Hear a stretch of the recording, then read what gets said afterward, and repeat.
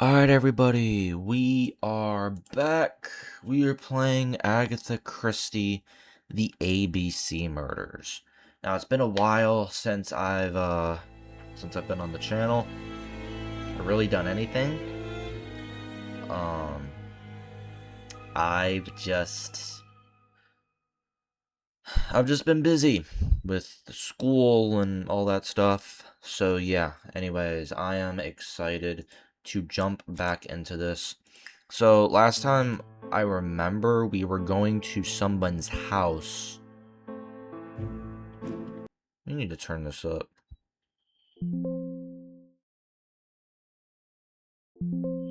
There we go. Alright, so last time I remember, we were going to someone's house because they were murdered.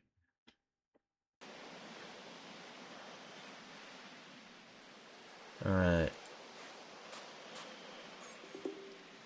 Jab has emptied the victim's pockets and has laid out their contents on this piece of wax cloth. Hang on, again, I'm sorry, There we go.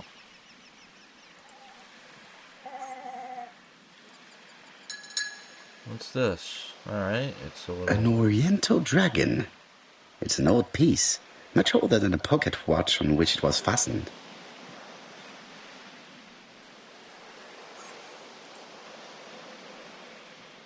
A key. It is pointless. A lot of keys. Oh.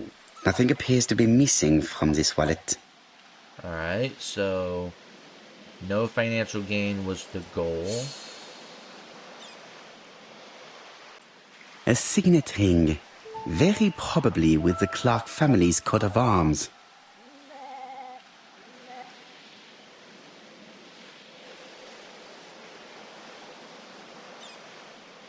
Let me just hit pause. Is this... That better... That better be recording. That better be capturing my screen. Again, there's the ABC guide. Oh! An ABC guide. The murderer's customary signature, covered in blood this time. So obviously the murder was a lot more brutal. Sir Carmichael's throat was cut. It's a clean incision, a professional murder. The gravel on the path has been sprayed with blood that covers a conical-shaped area, which starts at the body and becomes wider as it moves further from the bush.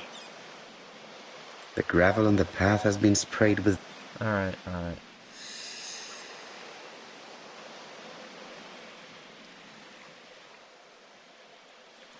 Apart from the wound to the throat, the body is untouched. No cuts, no bruises.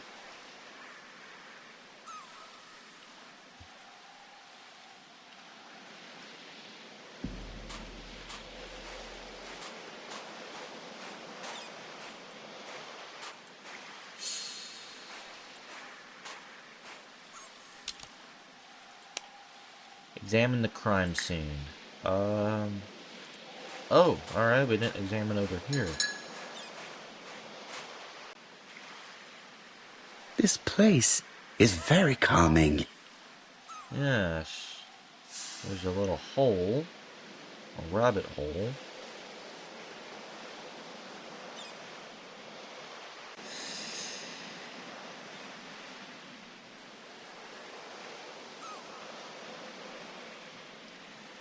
The site is exceptional. It is easy to imagine that Sir Carmichael used to enjoy stopping here every evening.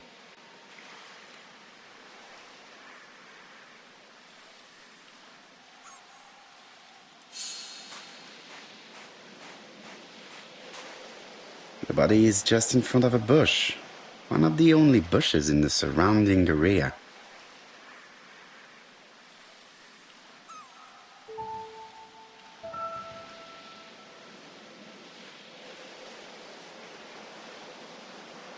The vegetation behind the bush has been trampled. Let us now try and get our brain cells to work. What was Sir Carmichael's position when he was killed?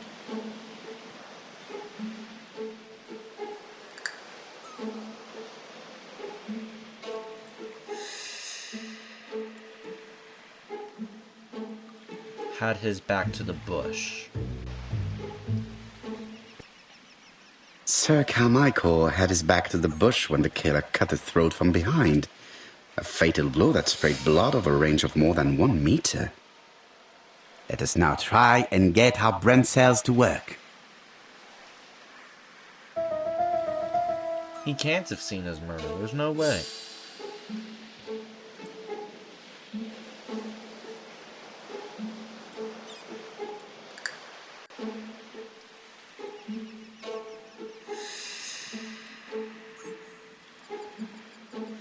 I've seen who struck him. Well, I would imagine.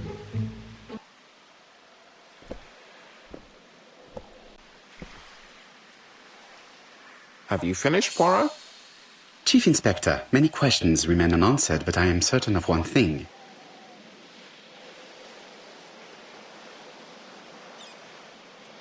The killer has prepared his crime very carefully. Quite right. He must have known Sir Carmichael's movements well to plan such an attack. Theft could have been the motive. Nah. The murderer struck with terrible savagery. Yes, blood flowed. It's the first time he's attacked a man. He armed himself accordingly. Have you spoken to the victim's family, Chief Inspector? I've spoken to the brother, Franklin Clark. I didn't get much out of him. He's yours. I must get the body removed.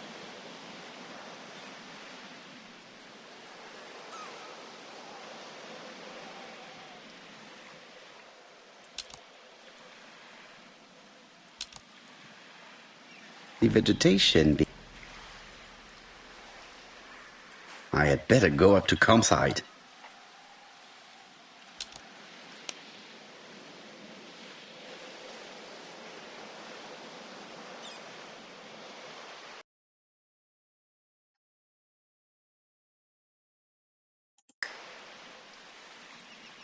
Oh, so he specialized in throats and lungs, and he was sliced in the throats. Doesn't that say something?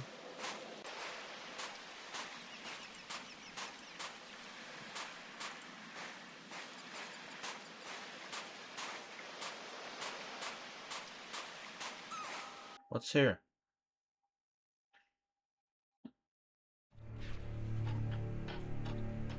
To be honest, this inspector seems rather obtuse.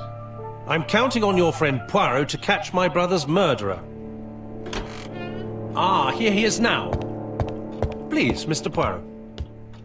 Mr. Poirot, this is my brother's secretary, Miss Thora Gray. Pleased to meet you, Mr. Poirot. Would you like some tea? No, thank you, mademoiselle. I find it hard to digest.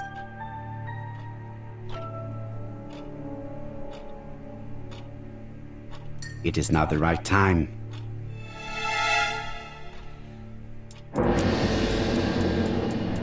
There is something elegant about her.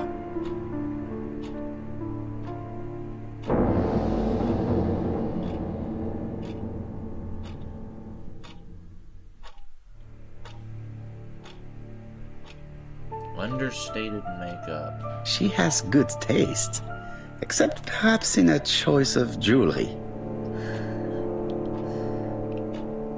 Please excuse me, I have to take care of Lady Clark.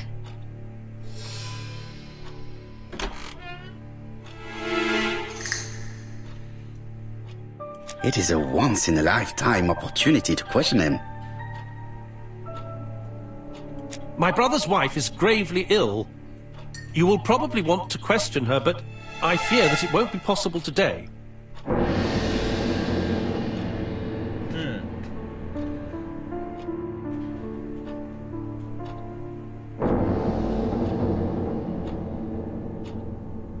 I insist, Mr. Clark. Please allow me to remind you that this is a murder inquiry. Unfortunately, she is much too ill. She doesn't even know her husband is dead. I'm very sorry, but I'm afraid it's out of the question. Of course, I understand. Someone set a trap for your brother. Who was familiar with his habits? Everybody knew he took his evening walk at 8:30, and that he always followed the same path.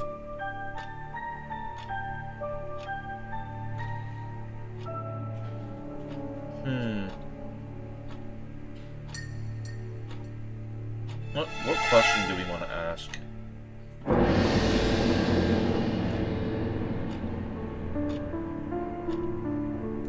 Was it your favorite novel? The Railway Children by Edith Nesbit. I know it's a children's book, but it's enthralling. So it was you who found the body. Yes, along with the gardener. Have you seen any strangers around the house recently? No. As far as I know, nobody has been near the house. Miss Clark. Oh, Lady Clark must have fallen from her chair. I have to help Miss Grey get her up. Hastings, while our host is gone, let's examine the drawing room. But, Poirot, a gentleman shouldn't... I take full responsibility. All you have to do is to leave the drawing room door ajar and let me know if anyone is coming.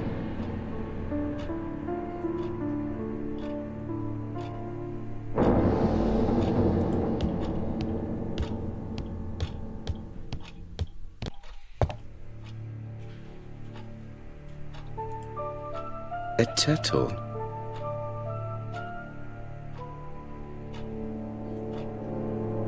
Dragon, dragon, dragon. Sir Carmichael showed himself to be very consistent in his collection's theme.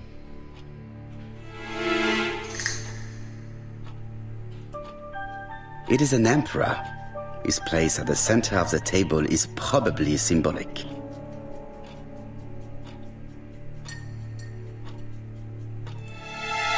A tiger.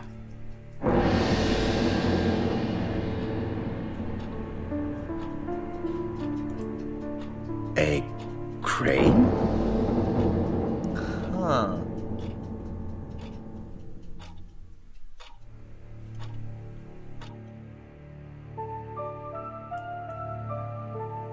Comside's private collection, purchases since 1920.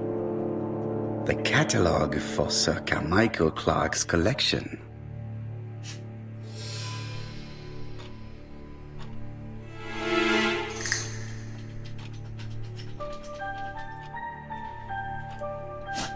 A dragon.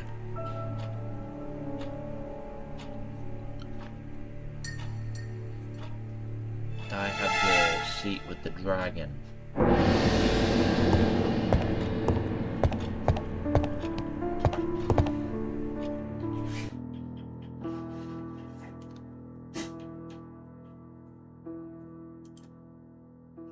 What's this?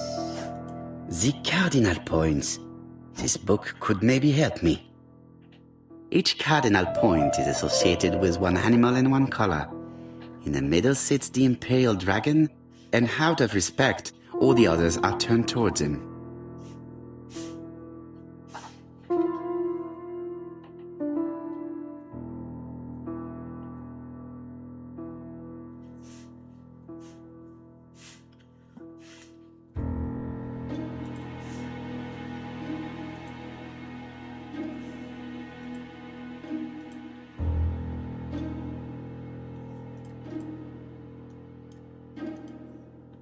It is blocked.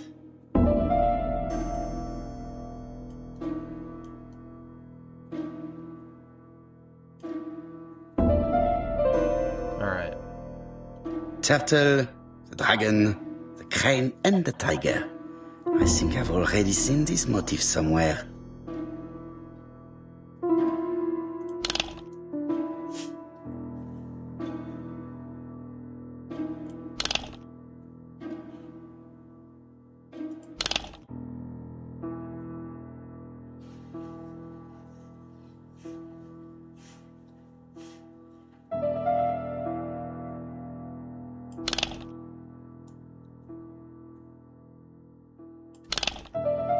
Wait.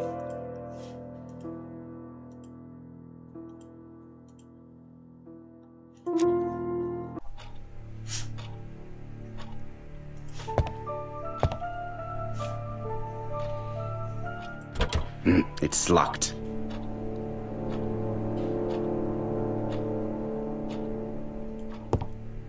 Sir Carmichael's collection could rival that of a major museum.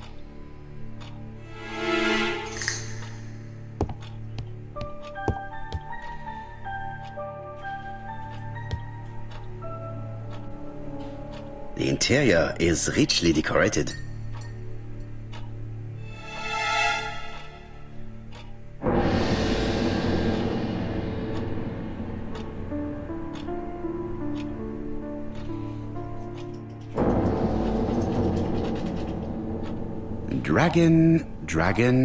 Dragon. Sir Carmichael showed himself to be very consistent in his collection's theme.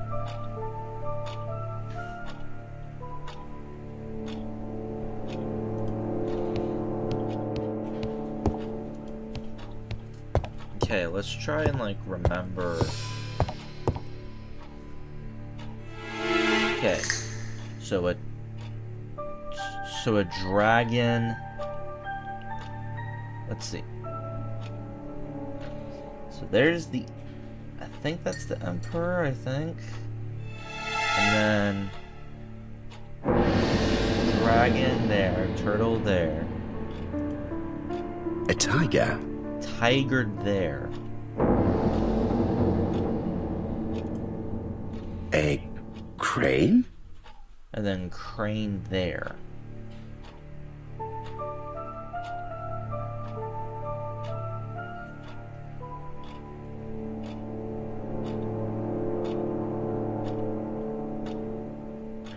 Okay.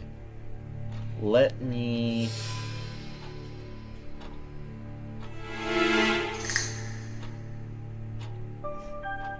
Should I take a picture of this? Nah. I won't do it right away.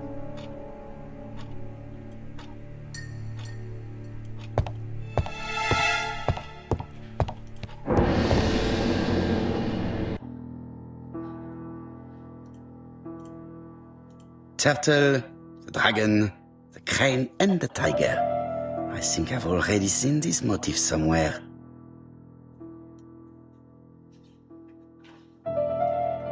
Okay, so this doesn't move. Oh, that does.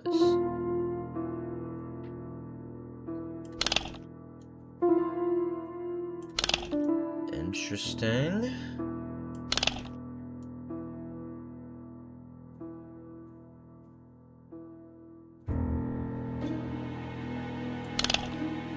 Very interesting.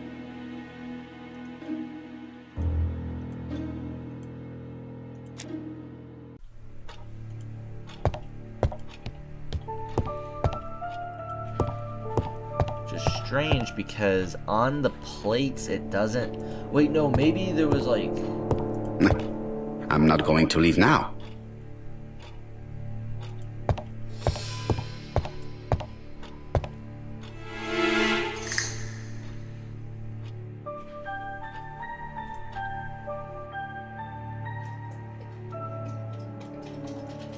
What's this? Compass, point to the south. Bronze and magnetite, Han Dynasty, circa 210 BC, purchased in Hong Kong 1935.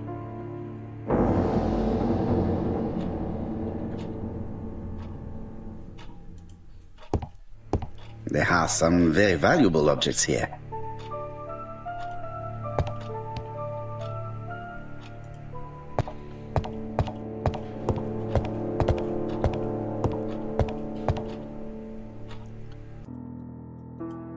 The cardinal points. This book could maybe help me. Each cardinal point is associated with one animal and one color. In the middle sits the imperial dragon, and out of respect, all the others are turned towards him.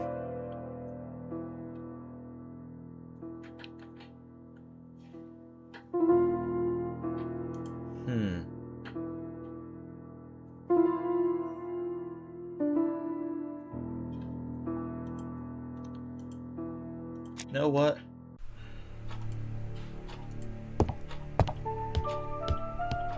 Let me look at that table, and I'm gonna take a picture of what I see there. So there's the Imperial Dragon, and there is the tiger and the dragon. So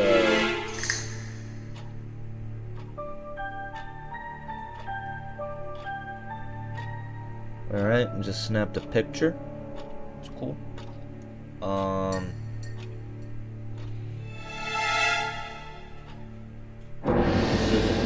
Turtle.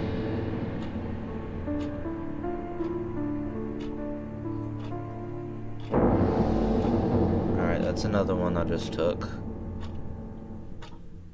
And then the crane. Okay, there we go. And obviously we're gonna need to look at that book if we're going to if we're gonna solve this problem. The cardinal points. This book could maybe help me. Each cardinal point is associated with one animal and one color. In the middle sits the Imperial Dragon, and out of respect, all the others are turned towards him.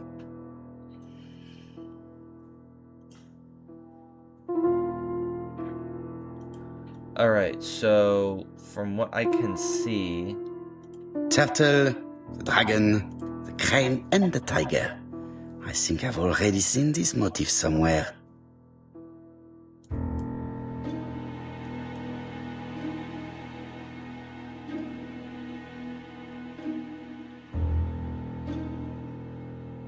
oh wait, that's gonna be annoying. But we can power through. Alright. So, like, how does it work? Does it go, like, red on red? Or something? I mean, we can, like, try that? Oh, so that's gonna be, like, a bitch, though. 'Cause... yeah, because, like, see, it's, man, that's gonna be really annoying.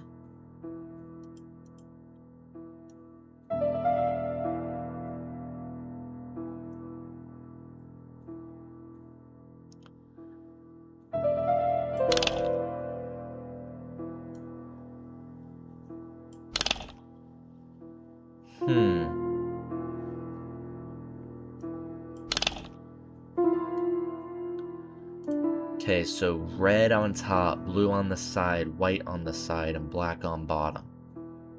Okay. Wait, that's already how that is, though.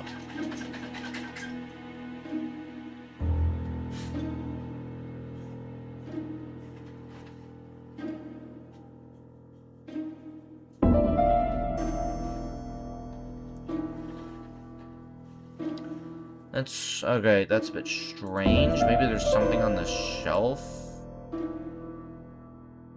No, there's like nothing on the shelf that can help. At least, not that I see. So...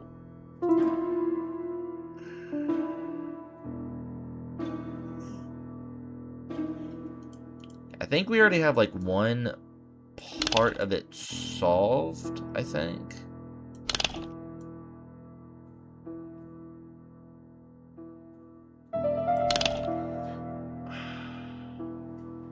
Maybe not. Maybe it was like that before.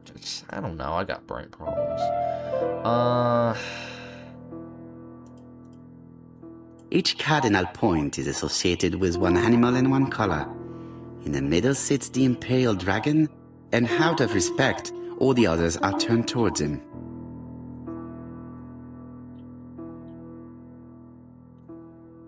World representation in traditional Chinese lore. Alright, let me just look at my phone, because I took pictures of that table. Which, I know some of you guys are going to say it's cheating, and maybe it is, but I'm technically using my skills here, so... Alright, so...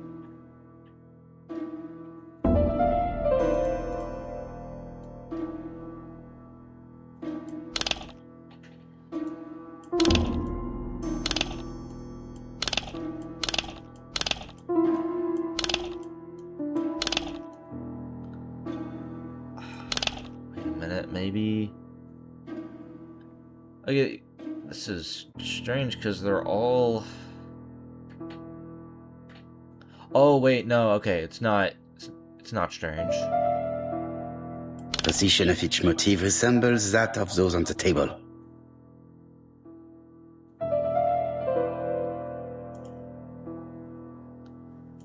Yes. It is blocked. Dang it, okay. So what do we do?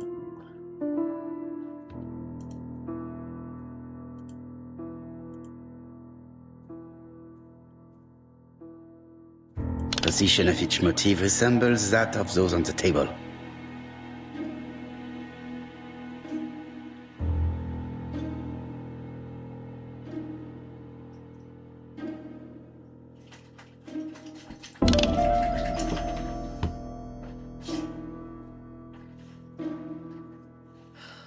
Alright.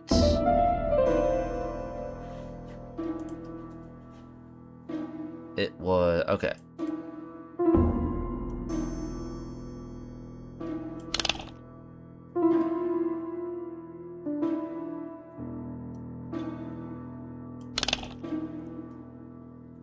Position of each motif resembles that of those on the table. Position of each motif resembles that of those on the table. Alright. So now what can we do? Or what are we supposed to do? Because obviously we need to unlock the cabinet here. It is blocked. Yeah, it's obviously blocked. Position of each motif resembles that of those on the table. Okay, so we have that.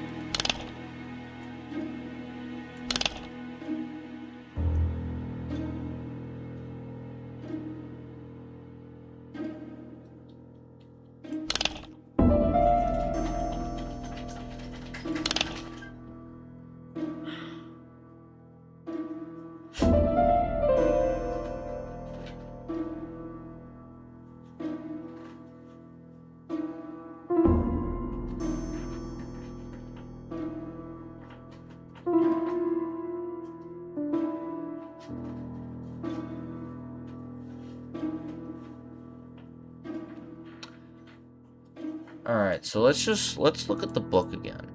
So, red on top, blue on the left side, blue on the white side. What the fuck? Red on the top, blue on the left side, white on the right side, and black on the bottom. So how can that translate to what we have to do here?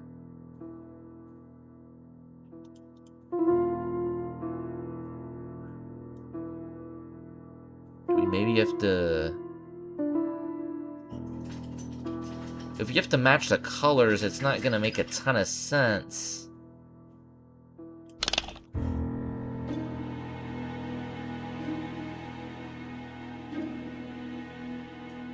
Or what if we do have to?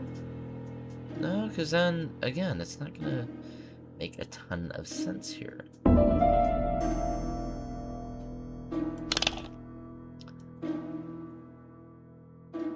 Or maybe it will?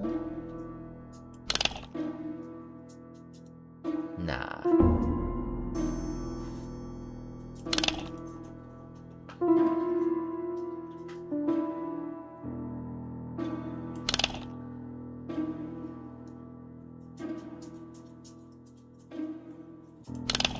Oh. Are we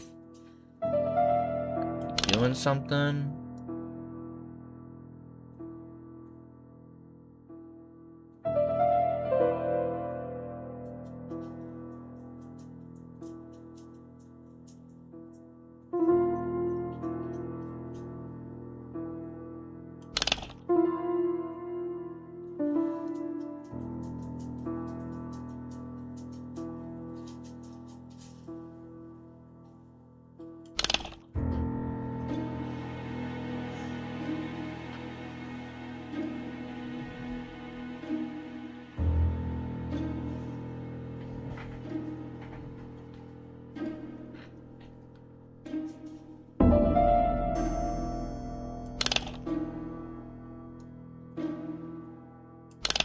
So we know that's correct. We don't need to mess with that anymore.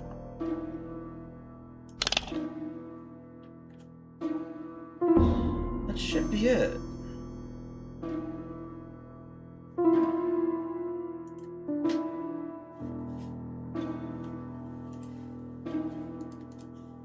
It is blocked. That's weird. Position of each motif resembles that of those on the table.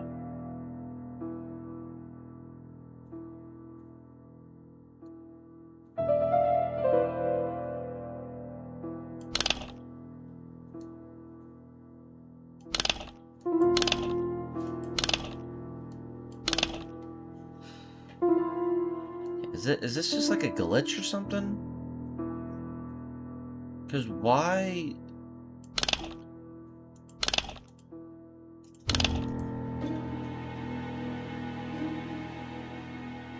Okay.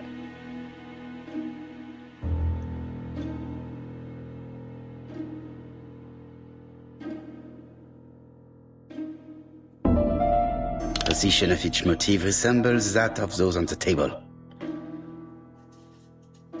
Okay, it does. So now... maybe it's like an opposite thing?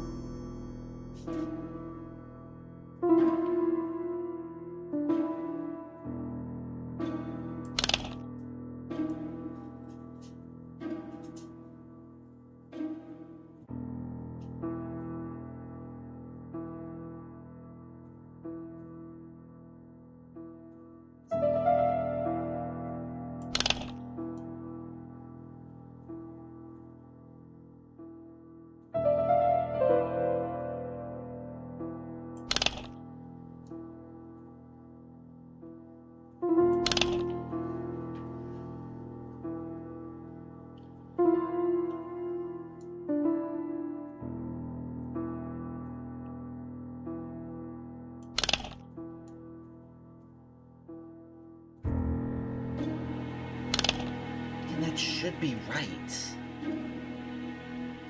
Position of each motif resembles that of those on the table.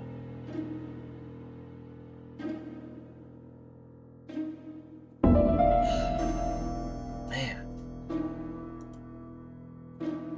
What am I missing here? I'm obviously missing something.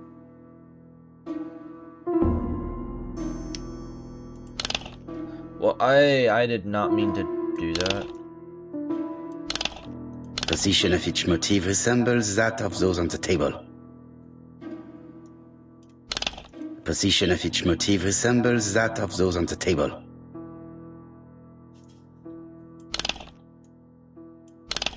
Position of each motif resembles that of those on the table.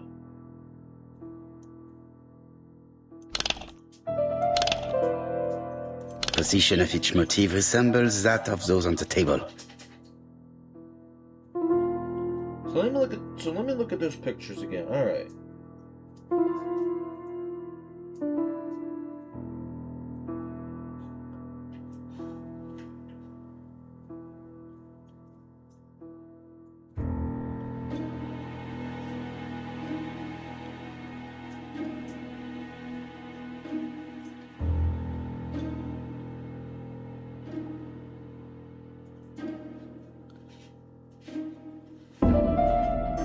Hey, can you stop, like, scratching the floor? And also looking through my stuff? Jeez.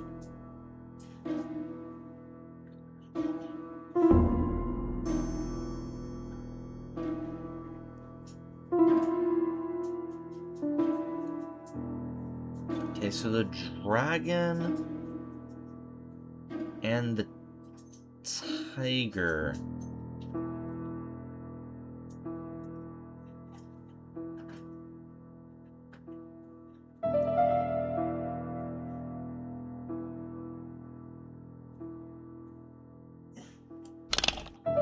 Position of each motif resembles that of those on the table.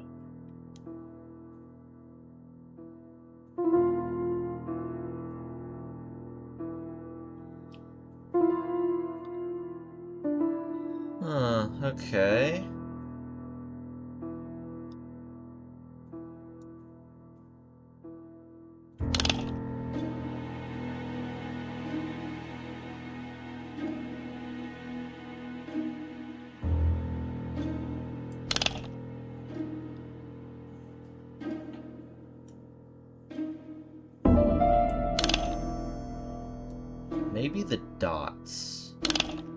Maybe they...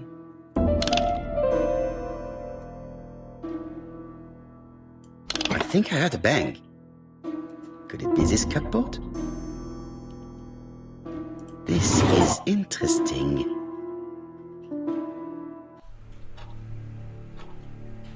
These daggers are only ceremonial weapons.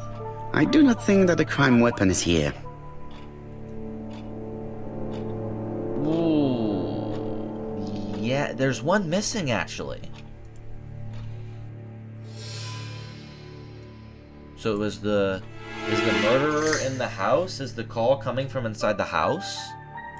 Ernest Logan, MD, Brighton Cancer Institute, 201 Dusk Road, Brighton, Sussex.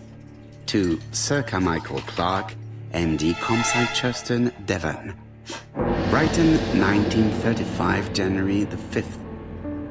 As a man of science, I owe it to you to be completely frank. Lady Clark, your wife is suffering from a generalized terminal cancer.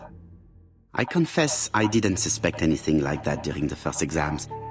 But with the test results I have received today, there is unfortunately no place for doubt. I estimate that Lady Clark's life expectancy is no more than 1 year. Hospitalization would not help in her case, so I advise you to keep her at home and provide her with as much morphine as required to ease her last moments. Yours sincerely, Ernest Logan.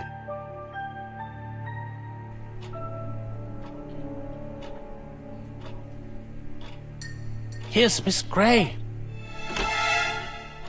Sorry to keep you waiting. Lady Clark's condition requires regular care. I believe you want to ask me a few questions. Why, yes. Indeed, mademoiselle. This porcelain is remarkable. Is it old? It's about 3 centuries old, I believe. Wait, let me find the reference.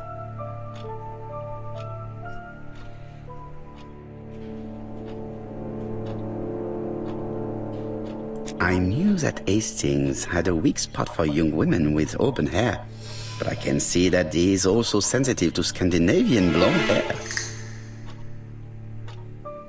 It is not the right time.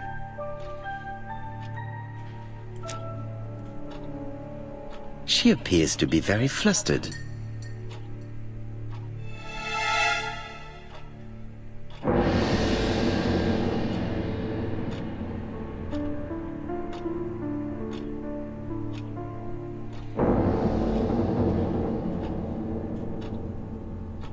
She is unable to hide her emotion, and her makeup has been disturbed.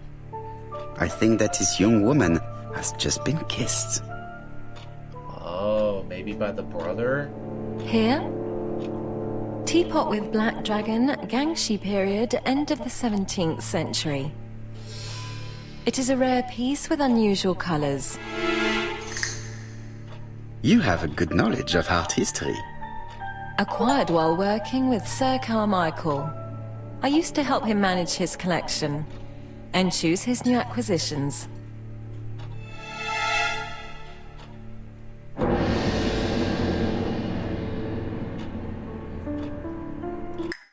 Hang on just a second, guys.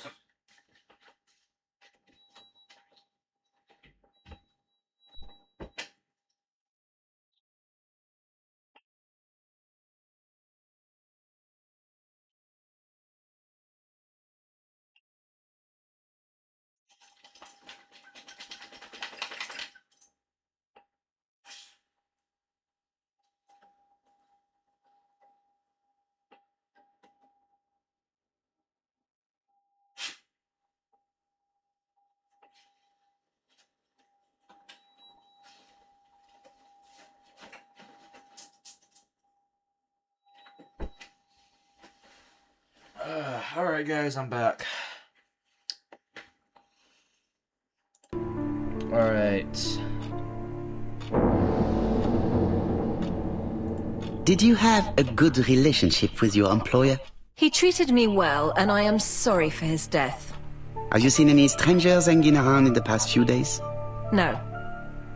Nobody has been near Comside.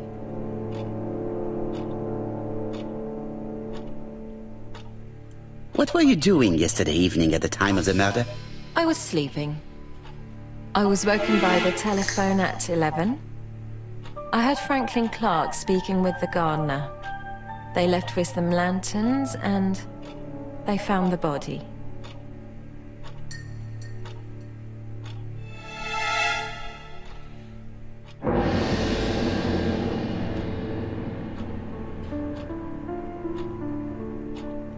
Why do you hate Franklin Clark? Oh, shit. But why would I hate him? I didn't mean that. Miss Gray, if I may be so bold, please do not take offense. My friend has rather unusual methods, but all he wants is to find the murderer. Yes, I understand. I must rest. Please excuse me. Earlier, you asked me to watch the living room door for you. I don't wish to be indiscreet, but sometimes a gentleman stumbles upon a secret without intending to. That is sometimes the case. And I saw Franklin Clark kissing Miss Gray at the foot of the stairs. Do you think this is a common occurrence? No, I saw emotion, intensity. I think it was their first kiss. Well done, mon ami. Well spotted. However, I don't think I completely understand this business. Why did Sir Carmichael not defend himself? He appeared to have been active and strong. The murderer did not give him a chance. Let us try and reconstruct the scene. Small donkey. Even Poirot sometimes makes mistakes. Jeez. Whoops.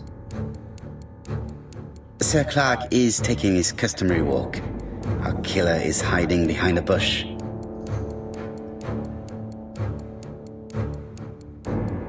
He waits. The old man walks quietly along the gravel path.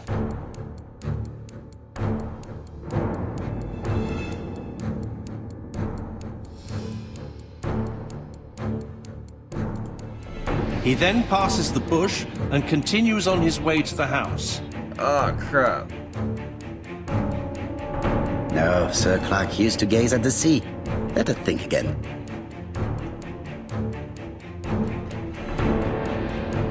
I don't think I've ever done a reconstruction. Sir Clark is taking his without, customary like, doing walk. at least one Our mistake. killer is hiding behind a bush.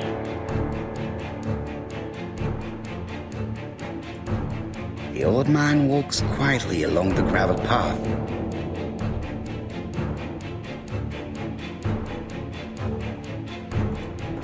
Sir Clark sees a shadow.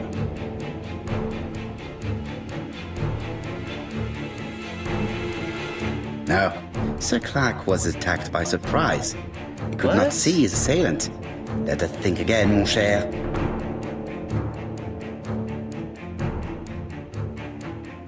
Sir Clark is taking his customary walk. Our killer is hiding behind a bush. Attack? The murderer leaps out of his hiding place and charges, armed with a knife. The victim sees him and protects himself. No, Sir Clark was attacked by surprise. He could not see his assailant. Let us think again, mon cher.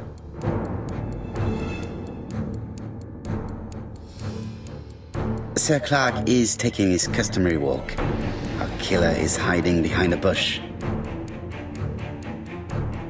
Obviously, he waits. The old man walks quietly along the gravel path.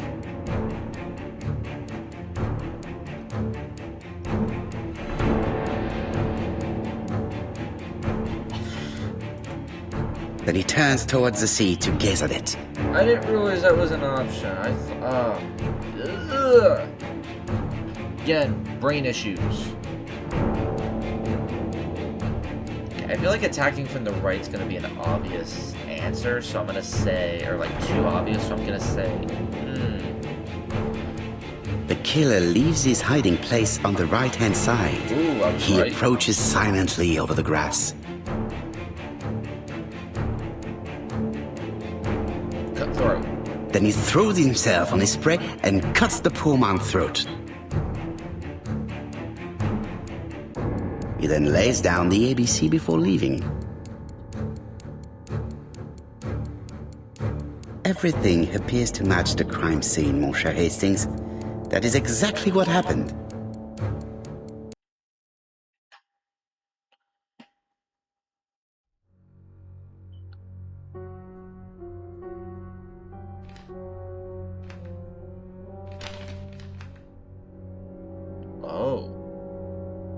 Who's that?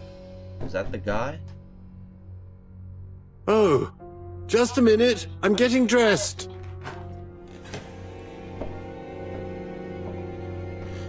Nah, that has to be the guy. I mean, there were pills, there was an ABC guide, there was blood on his clothes.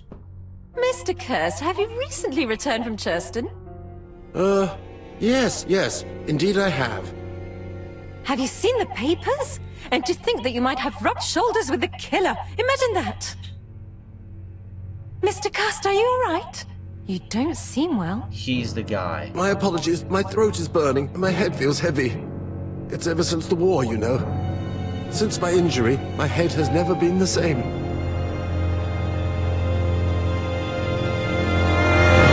Wait, his initials are ABC. I'm telling you, this is the guy. Poirot, it's a pleasure to be with you again after all these years. I looked for a gift to thank you, and I found this propelling pencil. An authentic collector's item. You spoil me, mon ami. Oh. And you more so by sharing investigations. Do not underestimate the help you are to me, Hastings. Intellect is not everything. There is also goodwill, and you are not short of that. Later, I will ask you to help me tidy up the room and bring some chairs. Our guest will be here soon. Ah, is Thora Grey coming? Naturally. She is a fascinating young woman, n'est-ce pas? Oh, come on, Poirot. I'm a married man. Miss Grey has already been courted by Franklin Clark. Poirot, our guests will be here soon. We must prepare ourselves. So... I should take advantage of the silence to examine them. You've just obtained a modifiable object. To use it, select the object in your inventory and click on the icon. It is only available if a modification is possible.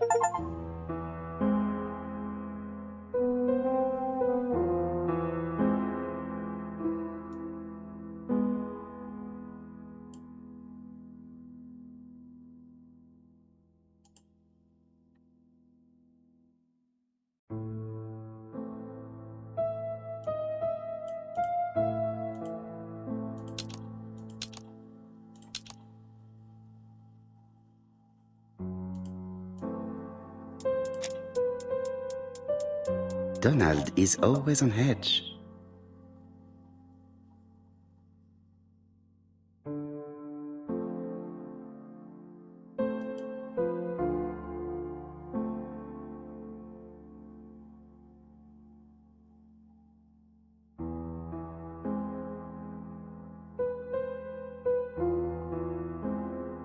Leave me alone.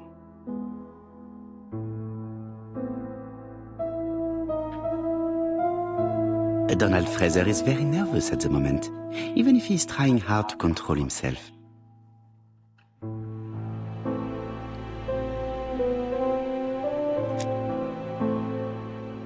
She appears to have taken more care with her appearance than the last time.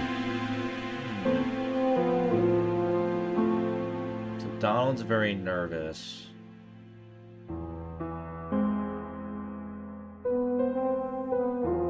Looking at Donald very closely, and she looks... She's looking at better. Mr. Fraser out of the corner of her eye.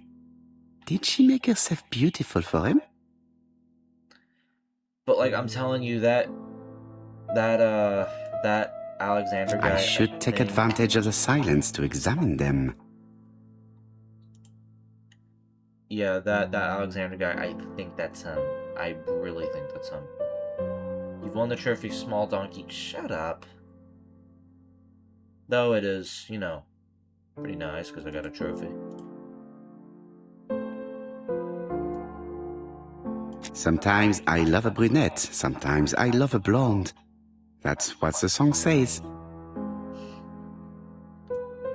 The song says, sometimes I love a blonde who comes from Eden by way of Sweden.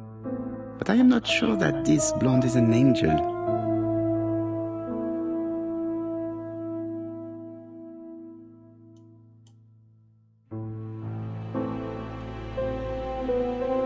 Franklin Clark always seems at ease, regardless of where he is.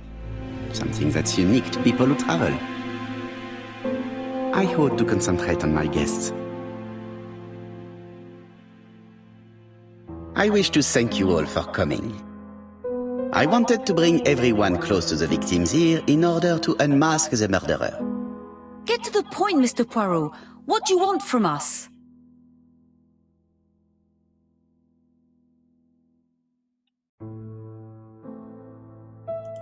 You are an intelligent woman, Mademoiselle Barnard, and I'm sure that you have already understood my intentions. You think that if we put our heads together, we might come up with something new? I am convinced of it. What I ask is that you search your memories. The murderer must have left some trace. Yes, he must have prepared his crimes very carefully. Tout à fait. He did not get to Bexhill at midnight in order to strangle a young girl whose name by chance starts with B. Must we go into that?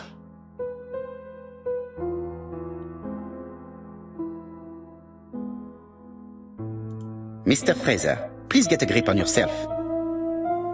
Well, I want to help you, but I don't remember anything else. Nothing I haven't already said.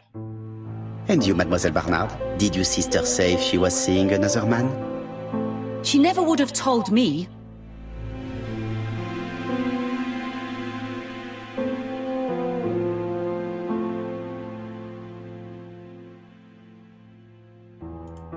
Why would she hide the fact from you?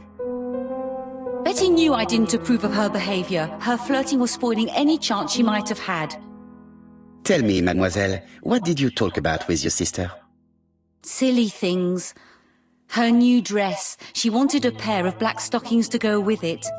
Mother bought her a brand new pair. The day it happened, she was crying.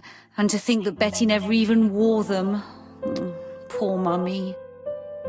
Your sister used to sing, I believe. Did she ever perform in public? She dreamt about it, but she had a very bad cough. It troubled her greatly. She had to cancel auditions and miss lots of opportunities. A pity. Yes, she sang well, but that doesn't tell us much about the murderer. Qui sait?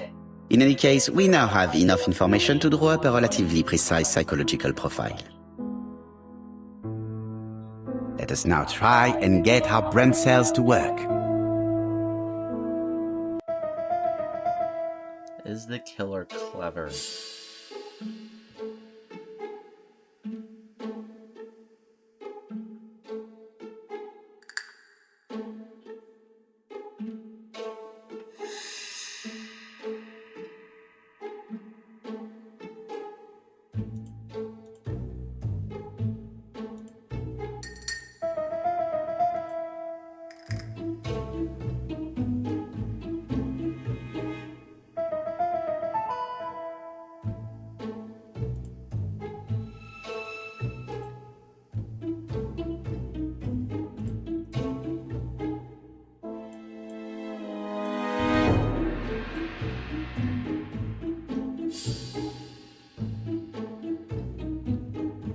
He is, obviously. Is the killer sure of himself?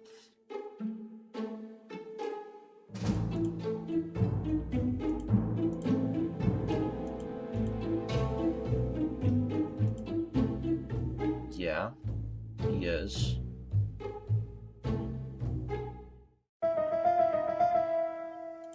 Yep. I don't know. Because, like, the guy that we saw, Alexander, he didn't look that attractive, but, you know.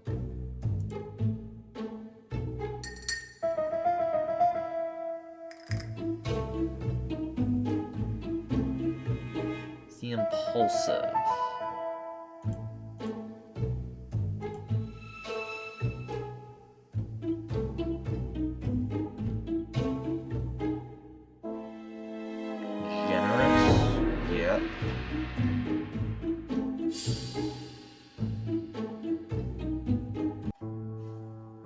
So, ladies and gentlemen, we can now surmise without too much risk of error that our adversary is calculative, sure of himself, a seducer of outstanding intelligence, that he has plenty of self-control, and that he likes railways.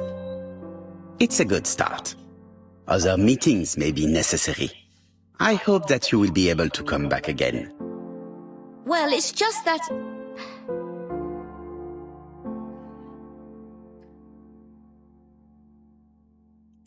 Is something bothering you, Mary? Well, Mr. Poirot, you see, I don't know if I can come to London just like that. It's normal that people helping with this inquiry should be reimbursed. Starting with you, Miss Drower. Please allow me to pay for your train tickets. Oh, sir, I cannot accept. But you must. Mademoiselle, I may not be rich, but my brother left a fortune which will be mine. Mr. Clark, that's very generous of you. Well, someone has to foot the bill. Mr. Poirot, would it be possible for you to come back to Devon? Lady Clark has expressed a wish to see you. We'll adjust her medicine so she'll not be too drowsy. But of course, I shall come the day after tomorrow if it is convenient. Thank you all for coming. We will meet again soon. The meeting was most fruitful. Really? Hastings, I believe now we have everything we need to find a common point between the victims. Now it is time for us to use our grey matter. Let us now try and get our brain cells to work. What do the victims have in common?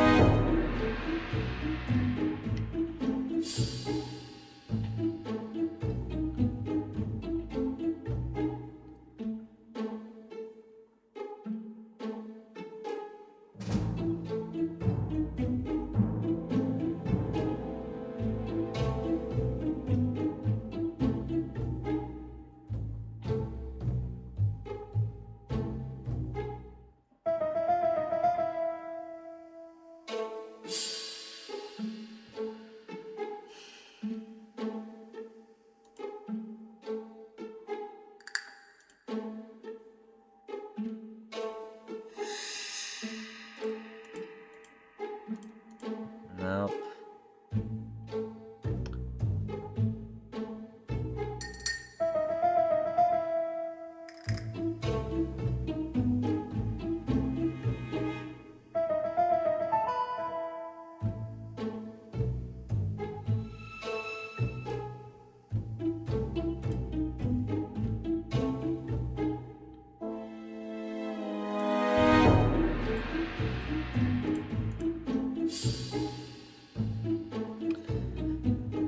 Interesting one.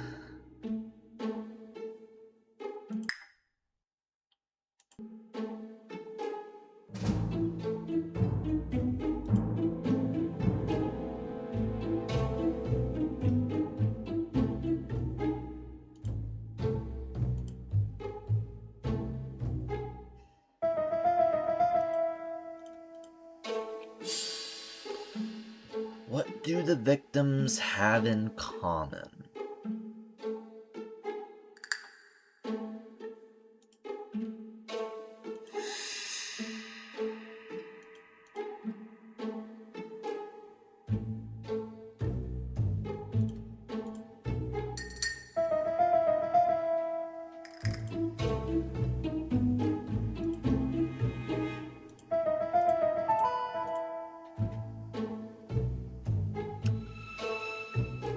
This is a tough one.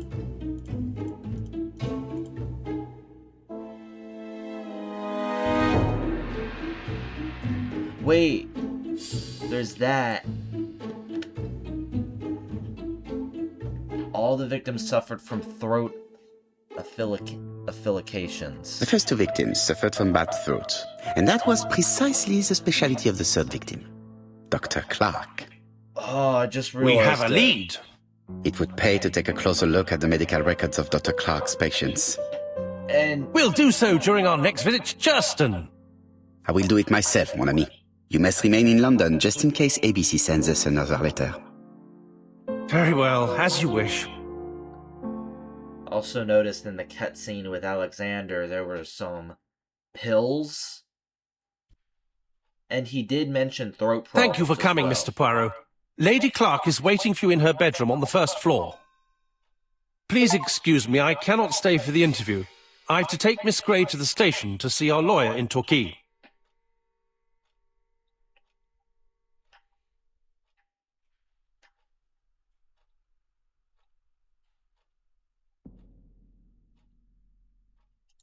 Are you going on holiday, mademoiselle? Not exactly, Mr. Poirot. Miss Grey very kindly stayed with me to settle my brother's affairs, but naturally she prefers to find a position in London. Ah, très bien. I'll be absent all morning, Mr. Poirot, but the nurse is coming soon. She's to ensure that the dose of medicine doesn't make our patient drowsy. Thank you, Mr. Clark. Have a nice trip, mademoiselle.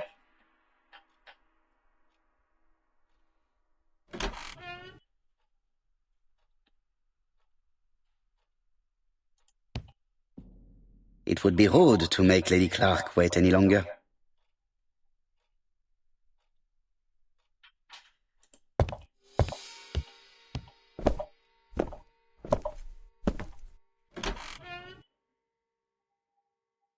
There she is.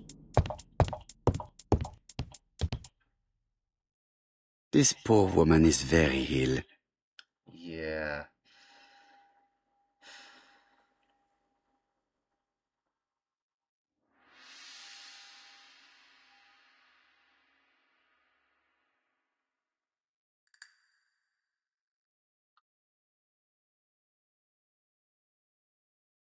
This woman is suffering. She is in no state to have a conversation.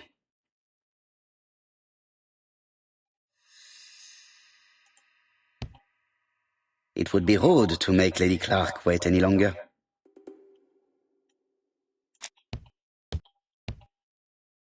Mr. Poirot?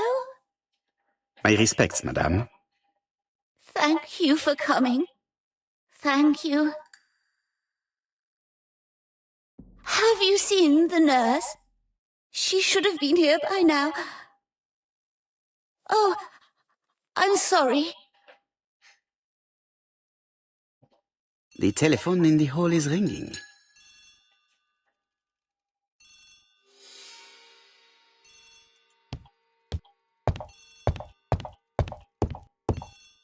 Lady Clark is in pain.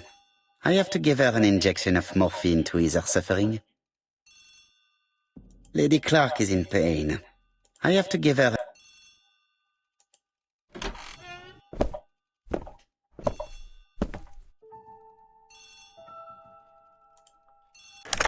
The Clark residence? Detective Hercule Poirot speaking. How do you do, Mr. Poirot? I'm Lady Clark's nurse. I wanted to let you know that I won't be able to come for her injection today. Might Miss Grey be able to do it? She has just left, but I will take care of it. Thank you. That's very kind of you. You'll find the skeleton key to open the medicine cabinet hidden in the lion trophy. You can count on me. Au revoir, mademoiselle. Oh, thank you kindly. Goodbye, Mr. Poirot.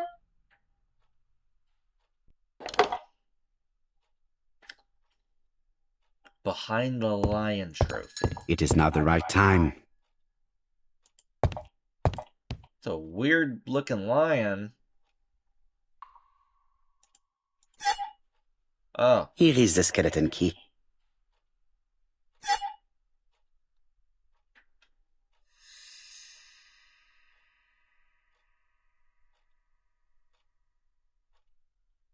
April 1925, Aceh Province, Sumatra.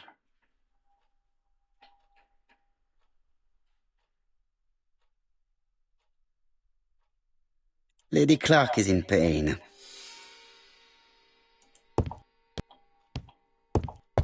Lady Clark is... It is now the right time.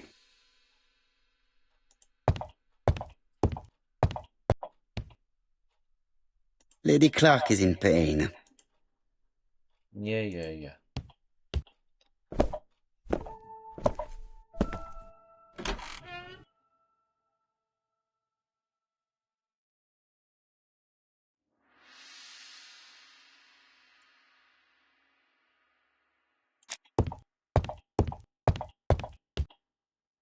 Please tell the nurse to hurry. Please.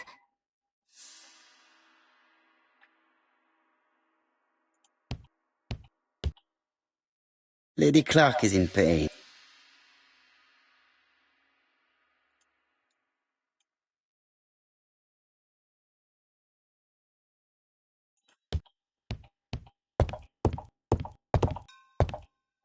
Lady Clark is in pain. So where am I supposed to use this? Give Lady Clark an injection.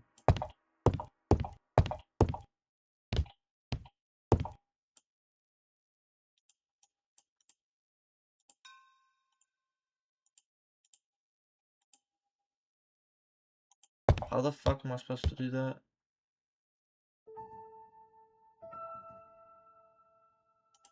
It's closed. Gee, I wonder why.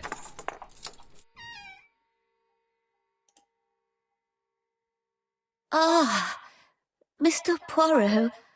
I feel better now. Thank you for your help.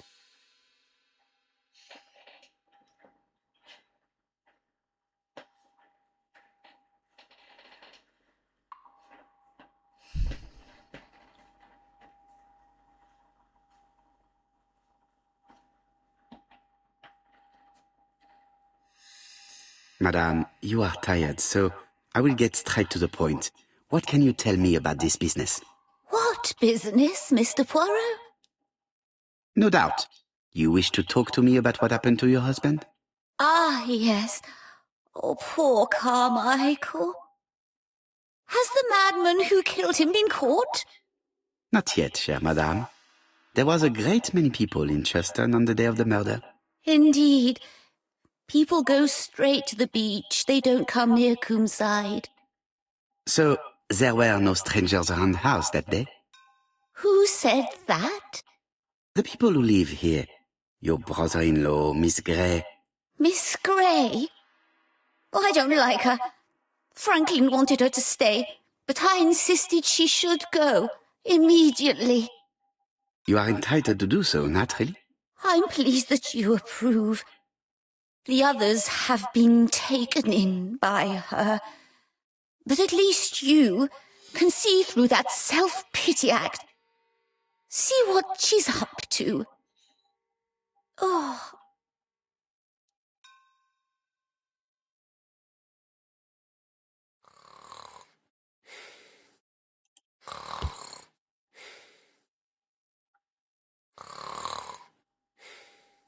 I've finished with this subject.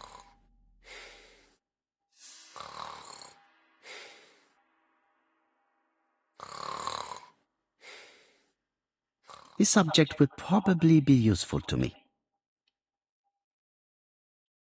A bronze comb.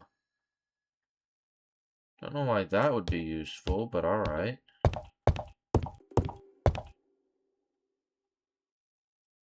This couple appears to be having fun.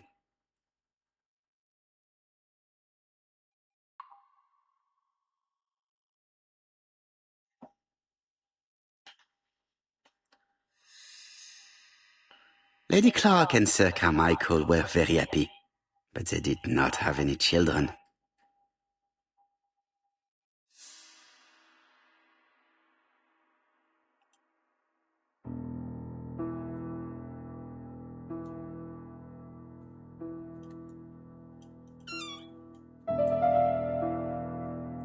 Holy shit. This is where the combs go.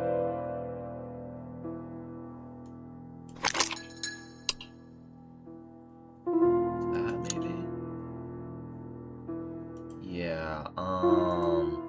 let me not do that right now.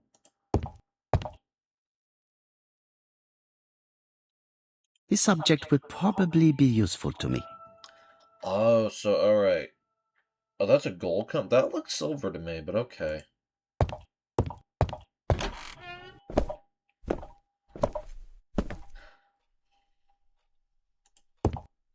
I must find a way to wake her up gently. I must find a way to wake her up gently.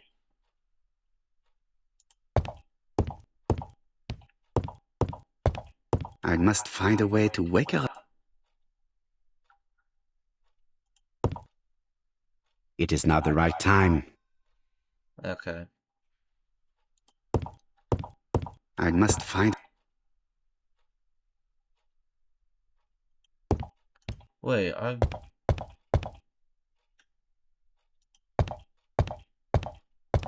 So, do we just need 2 combs and that's it?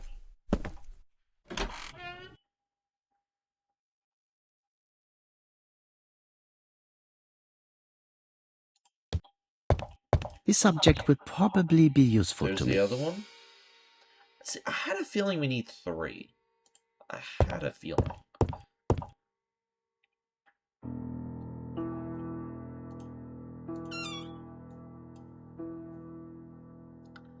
Alright. This spring appears to be broken. Yeah. This part appears to be working.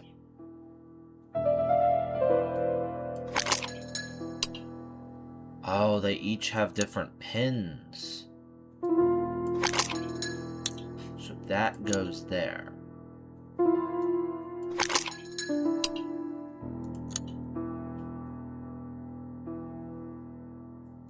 I think the bronze...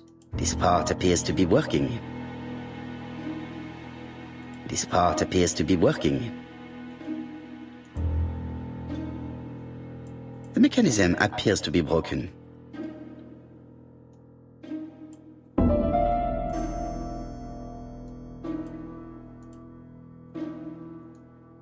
Firstly, I have to take it apart.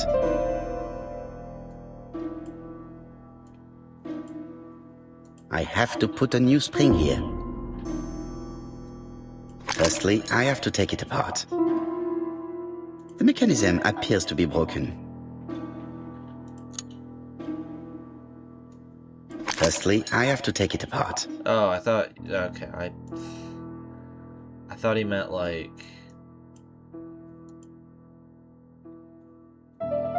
This spring appears to be broken.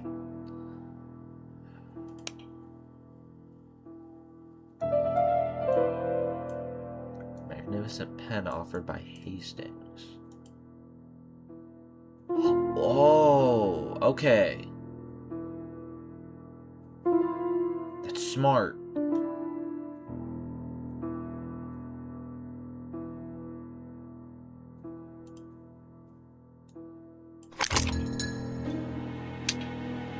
I hope that Hastings will not be cross with me. You can suck it up.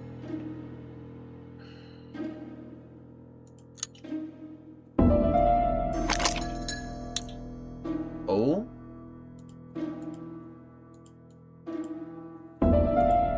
This part appears to be working.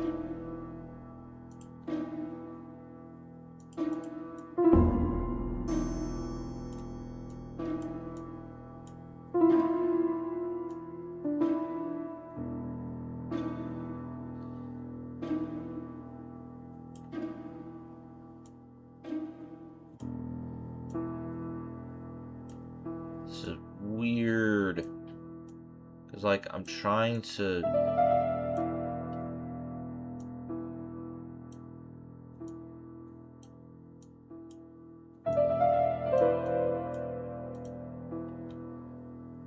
This part appears to be working. This part appears to be working. Okay.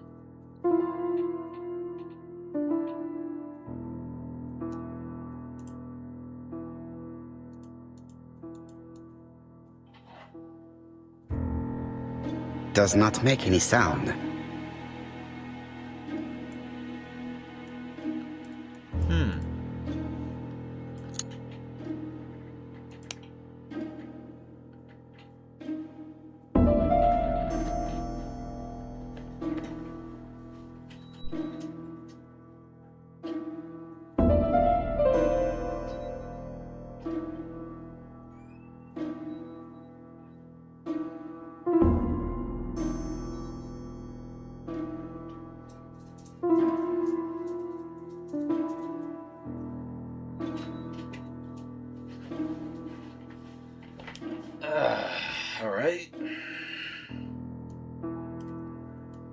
An unusual small gold comb. It looks like as if it can be combined with something.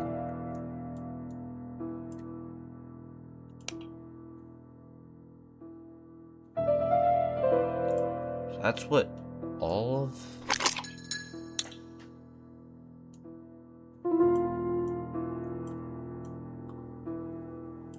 Does not make any sound.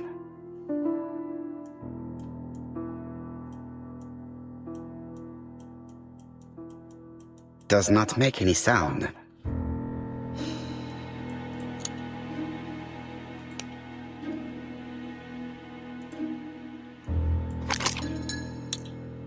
Does not make any sound.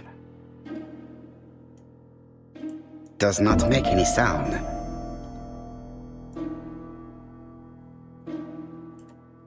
Does not make any sound. Okay, yeah. So I can't... Does not make any sound. Alright, This part appears to be working. Are we done? I don't know. Are we done? This is where the comms go.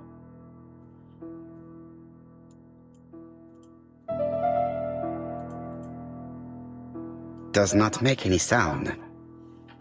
So it's not... Does not make any sound. Okay. So it doesn't let us turn anymore, I don't think?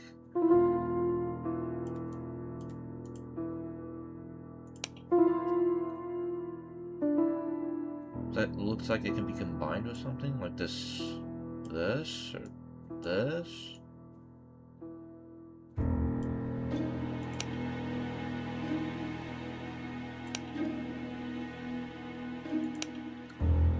So there's markings on each of these. So one has a, so they each have like 1, 2, and 3.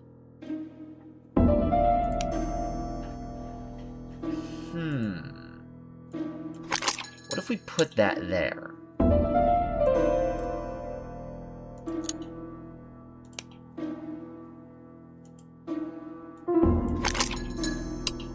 Oh, wait. Does not make any sound.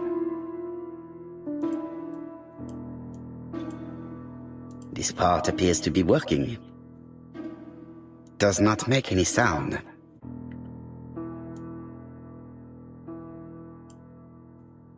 Does not make any sound. Man, this is tough. This part appears to be working. Like, am I missing something? Like...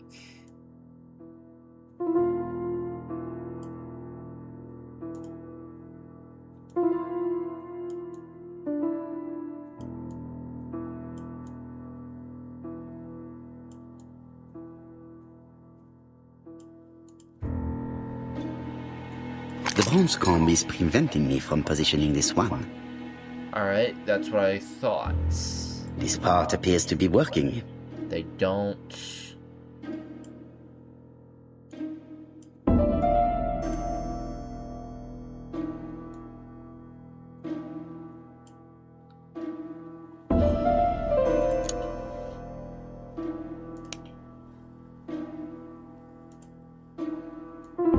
Where do we put that? No, that doesn't work. Does not make any sound. Yeah, 'cause that one... Yeah, that one can't work. It's either silver or it's bronze.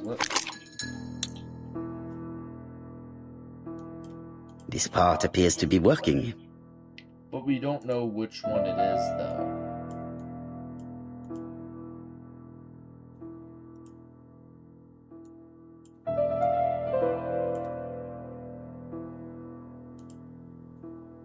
Does not make any sound.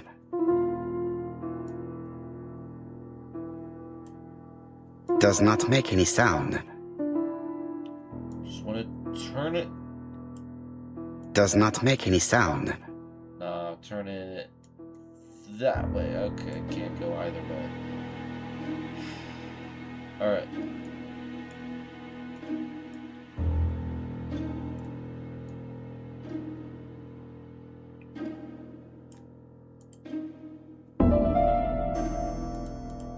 Wait a minute. So what if...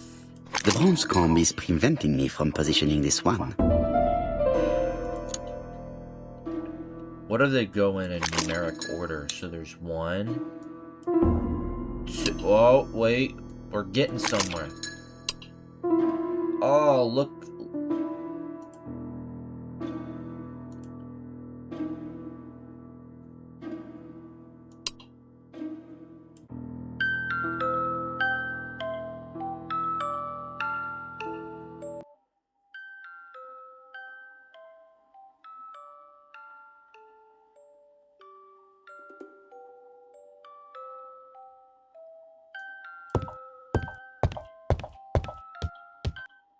Oh, what are we talking about? Ah, yes, Thora Grey. Oh, Carmichael had great esteem for her, but for me she was nothing but a hypocrite.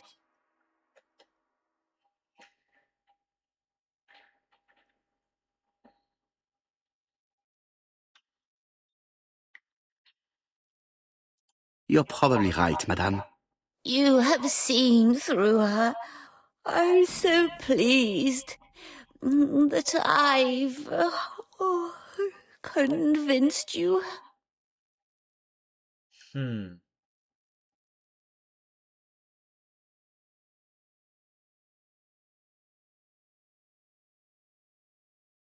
You are very harsh. Do not forget that the girl is an orphan. Yes, and she used the fact to get around men. Take Franklin. He's fallen for her sweet talking charms. Oh, he's a lovely boy, very plucky and sure of himself. But so naive. Oh, when it comes to women.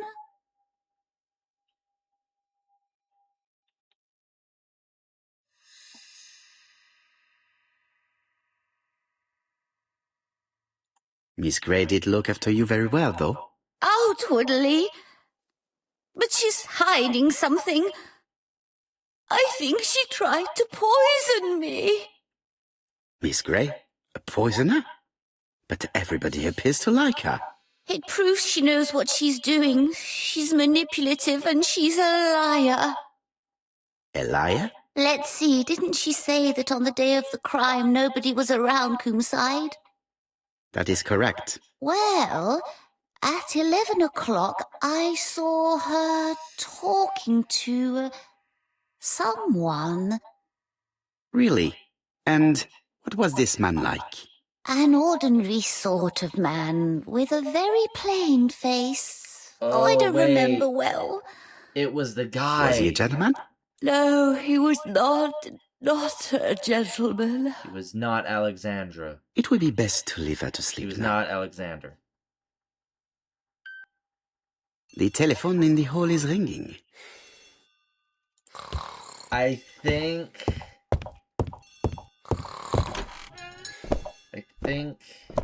Miss Grey was talking to Alexander. Hello? Poirot, is that you? Hastings here. Thank you for calling. Have you received a new letter from the murderer? No, thank goodness. How are things in Churston? I questioned Lady Clark, but I will not leave until I have examined everything of interest to me here. Fortunately, Franklin is absent, and I have a skeleton key. Have you seen Thora Grey again? Briefly. But rest assured, I intend to summon her to London soon. She's a fascinating girl. But secretive. I would like to ask her a few questions.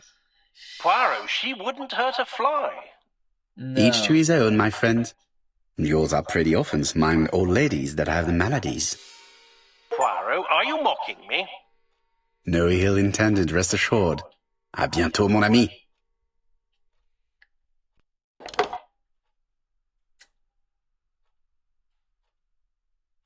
Thora's hiding something. How am I going to open this trunk? Let us examine it.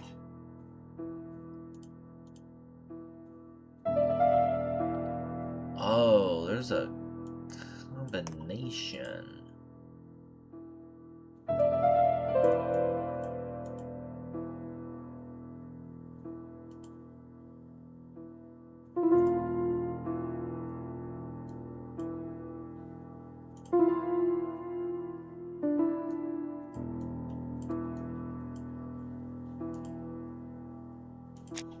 Let's quit now.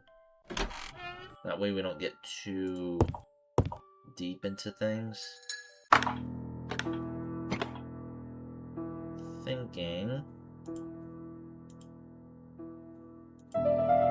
This plate appears to be able to move, but something is blocking it.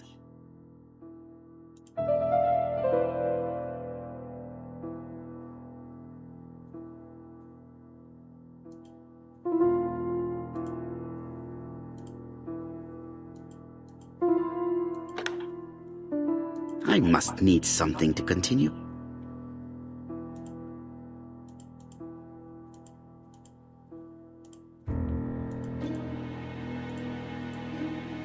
This plate appears to be able to move, but something is blocking it.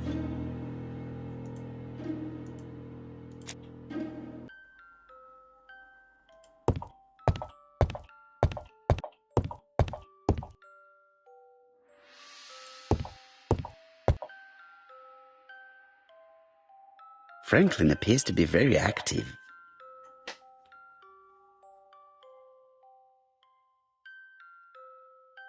Yes.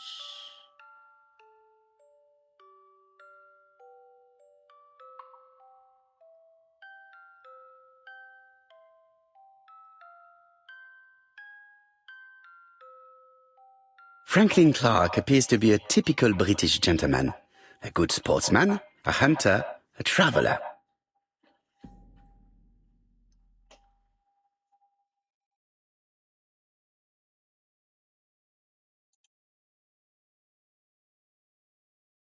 July 1920, Alaska Peninsula.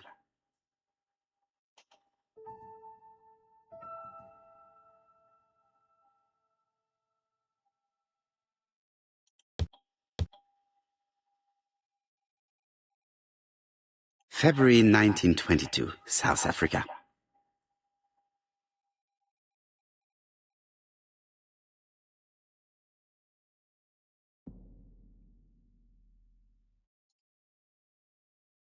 Franklin Clark appears to be a typical British gentleman.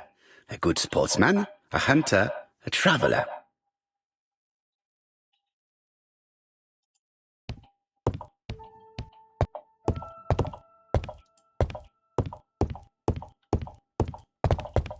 What's this?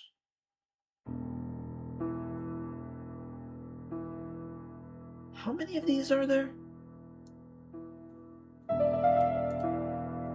4 Chinese symbols are engraved on this padlock.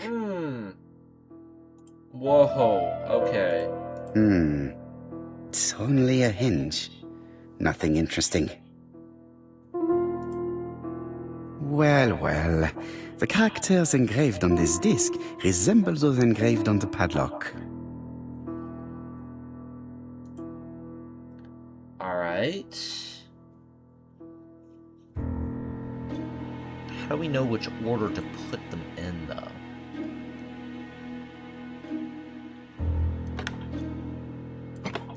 This character appears to be the wrong way round. Maybe I should look to the padlock again. Oh, wait. We're not moving any of these? Oh, no, we are. Okay.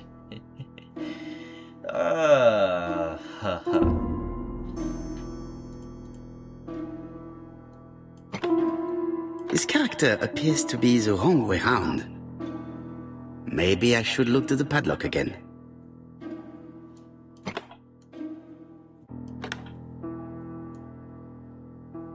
This character appears to be the wrong... Hey. Maybe I should look to the pad... Shut up. Please, respectively.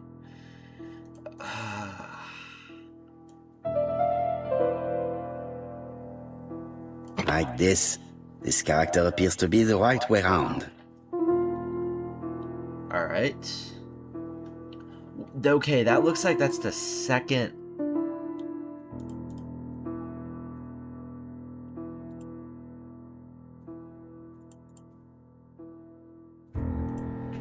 Okay, so these are kind of positioned.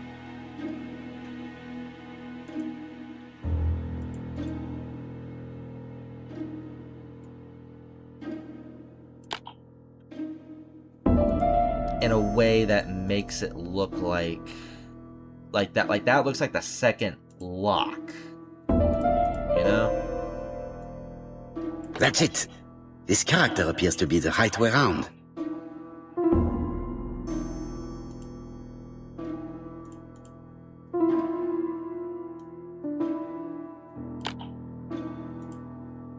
No, it's not the right code. Let us check the Chinese characters again.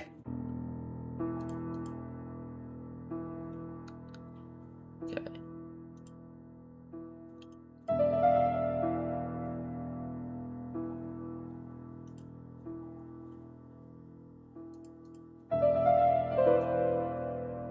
The position of this character looks right to me.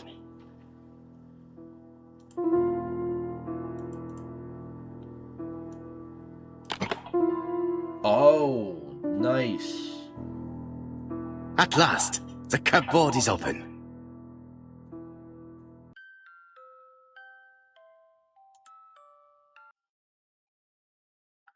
English countryside is back in fashion. By English, I don't mean British, but a very specific image of rural England. A patchwork quilt of green fields bordered by hedgerows, a landscape where skylarks sing and wildflowers flourish, a bucolic idyll peopled by honest, hard-working farming folk gathering in the harvest. Genteel and wild. English countryside revisited.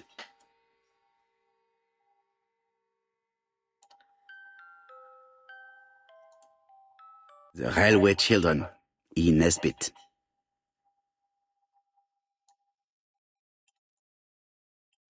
For Franklin, On Teffy's Christmas, 1910.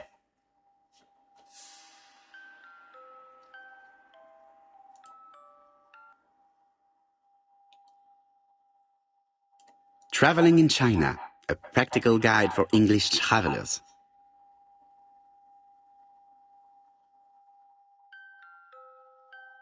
Helmet, flask, and rifles. Franklin is very well equipped.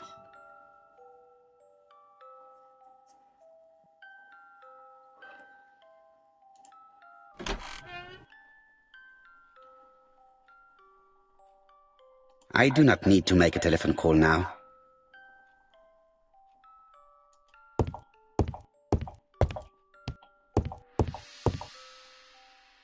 You look in the mirror?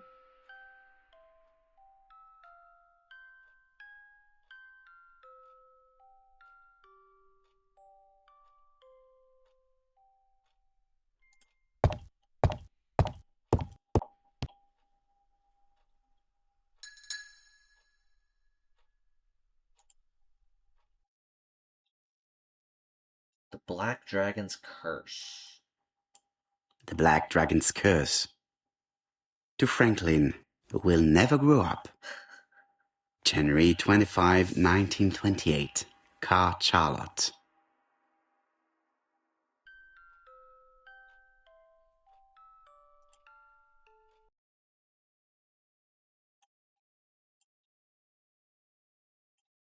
Miss Thoroughgrey Comside Justin Devon. Arsenic trioxide thallium.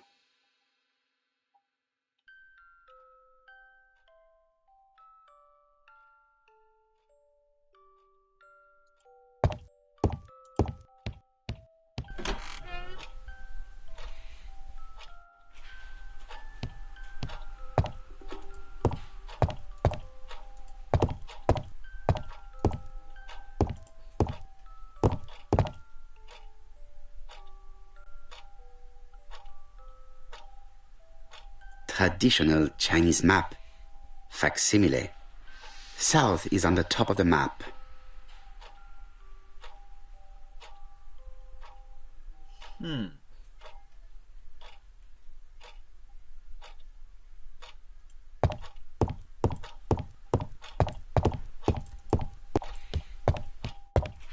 The door is locked. What if we use the skeleton key?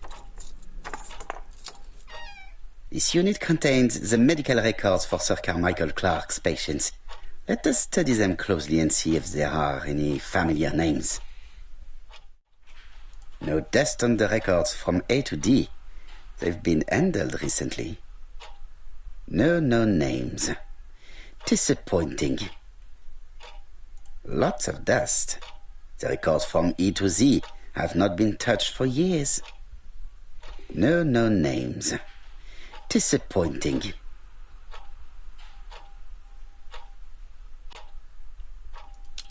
It's worth a shot.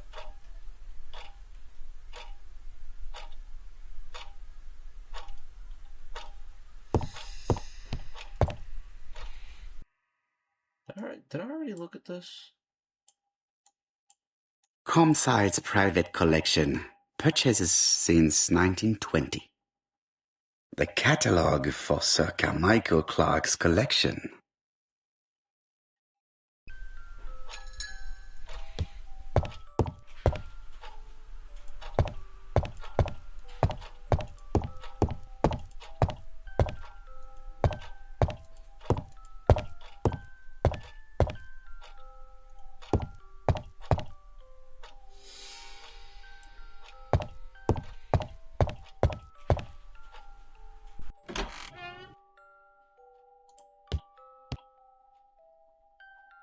How am I going to open this trunk? That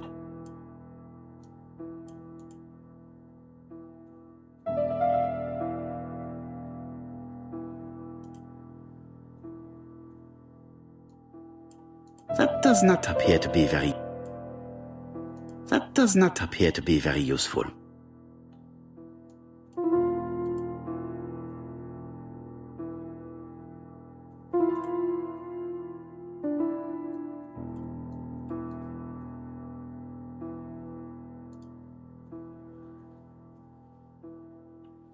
China being China, 1927. Previously made in the United States of America.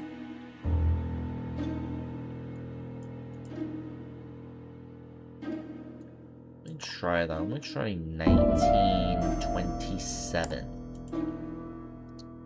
That might get us somewhere.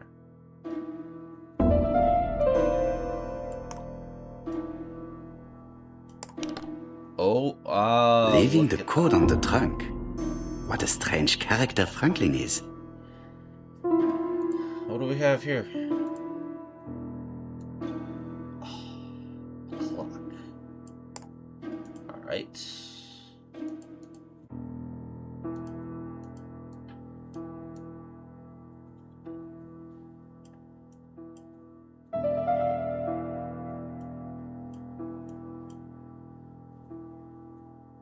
It says 31 on it. 28.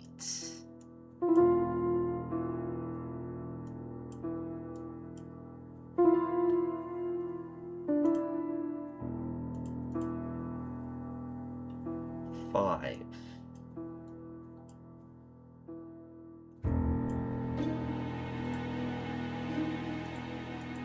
What exactly does that have to do with this clock?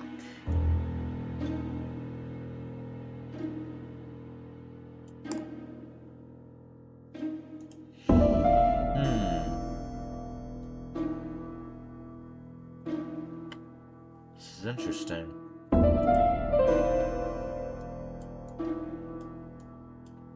So that says 31 on it.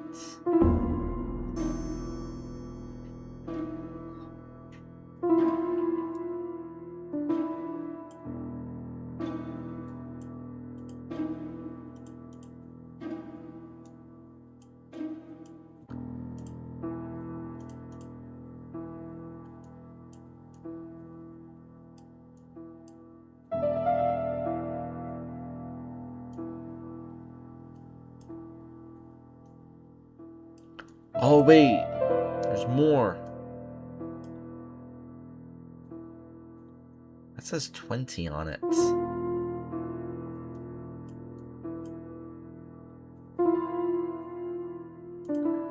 Wait, what if that's 5? Okay, we can move that.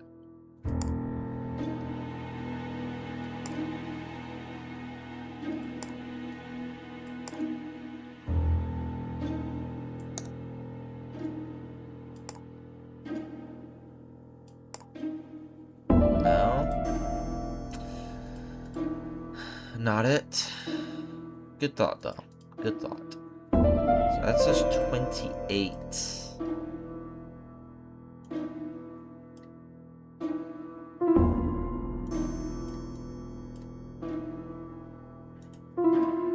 So that says nothing on there.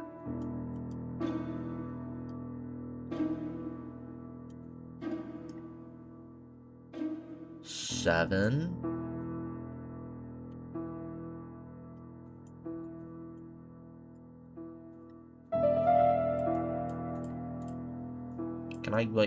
Can I go down?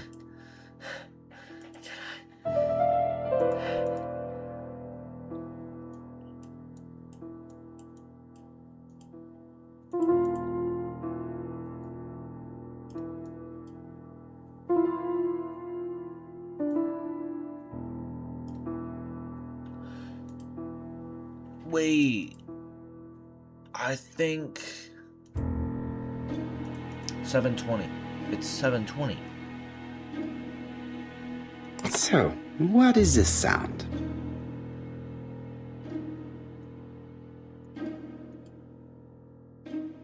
I should be able to open the trunk now. There we are.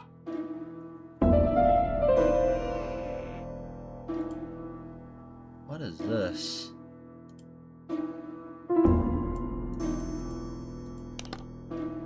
Alright. Whiskey. Whiskey and other good quality drinks. Mr. Clark really has refined tastes.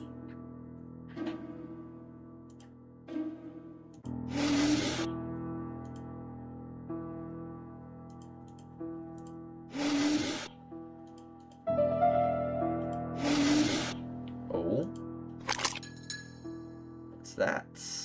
Why has Franklin put an Allen key inside his trunk? I'll borrow it for a minute.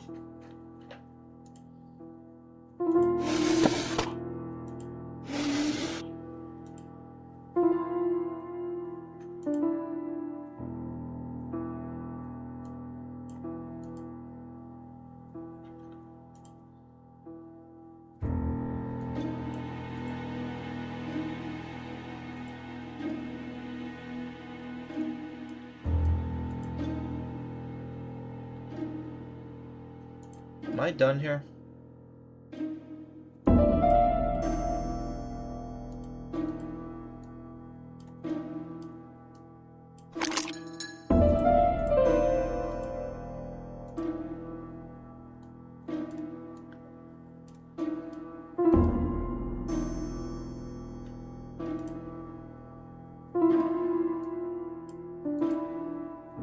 Oh. A pile of books, including one about dragons. Nothing interesting. Worth a look, though. A pile of books, I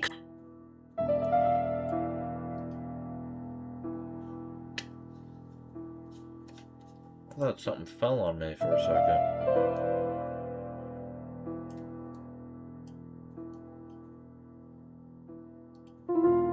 Now, before you could move the handles, now it's not letting me for some reason. Which I find that very odd. Yeah, see, look, it's not even...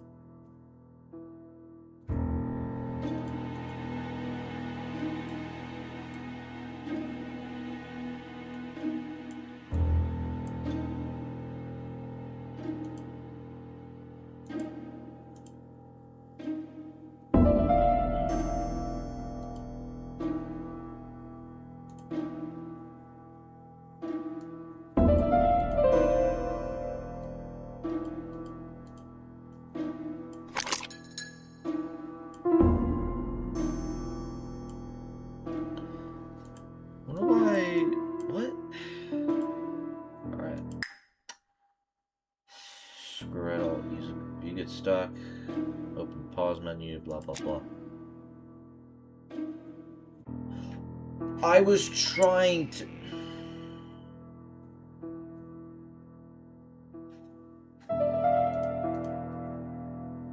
I thought I did that.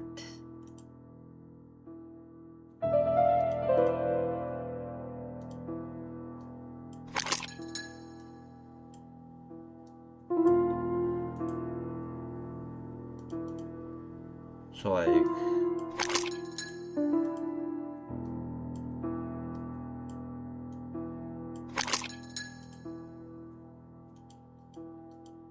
A pile of books, including one...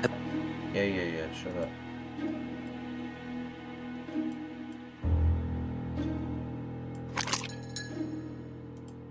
So, alright, how do we know...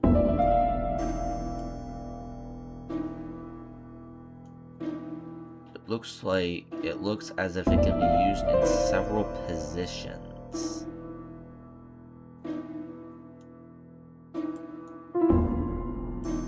Oh, wait a minute. So if we have it like that...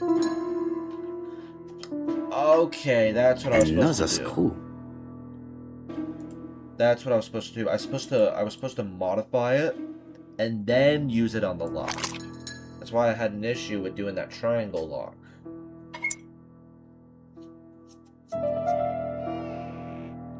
This engraving is not very easy to understand. I need to sort it out. It is blocked. Reconstructing the engraving may release it.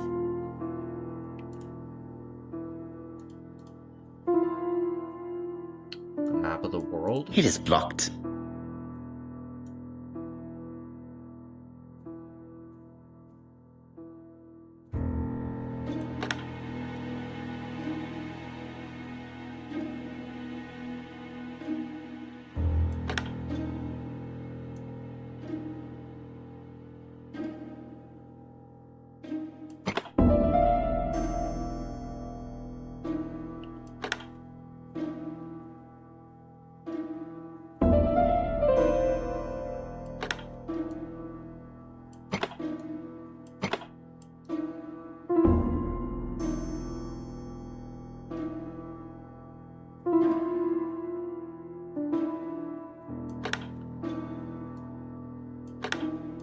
It is blocked.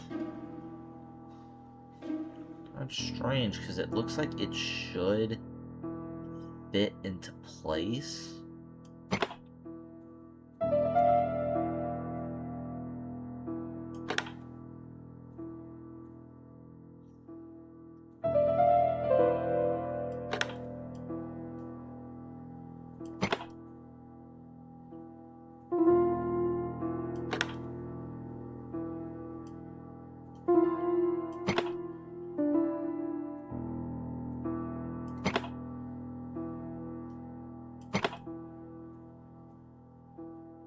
So those control each other?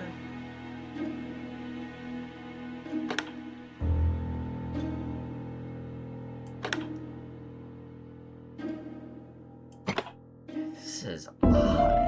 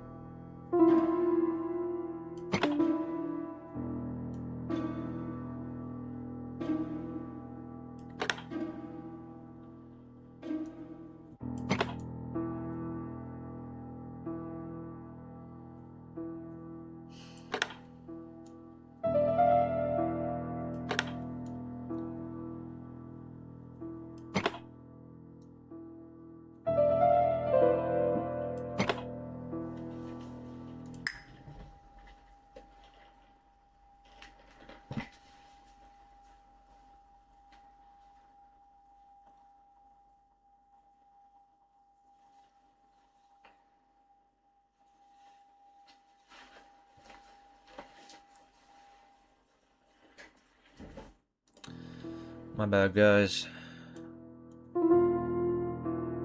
So...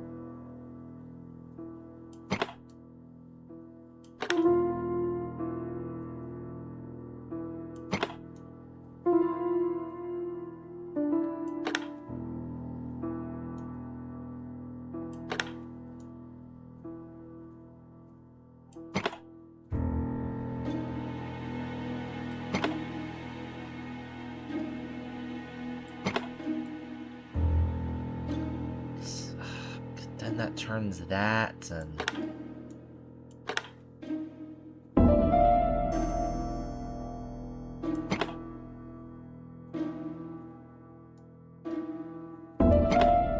Obviously all the gray goes together.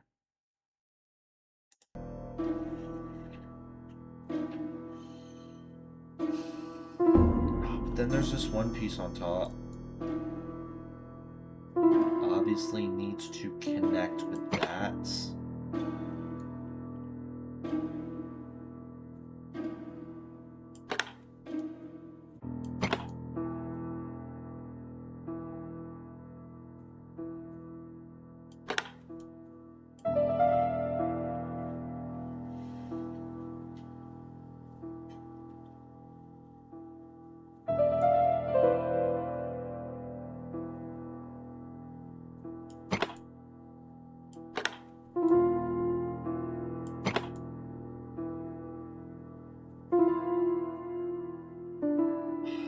Thought I cracked the code for a second.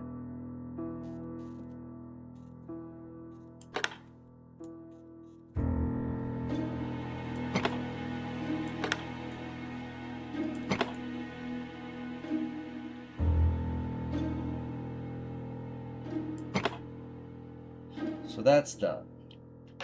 No, oh man, this is... It is blocked. Yeah, it sure is.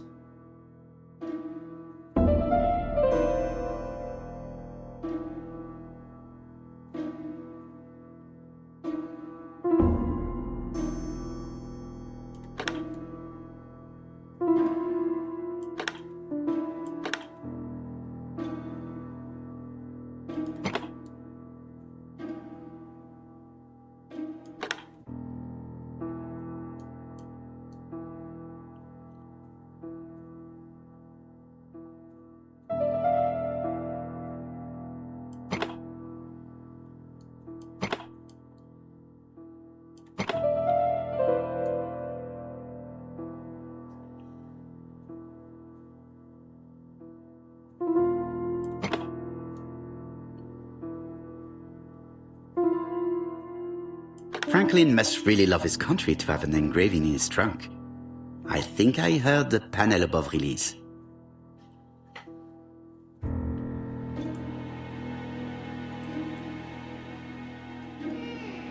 A signet ring? A signet ring with a code written on it. 1587. It may be useful to me.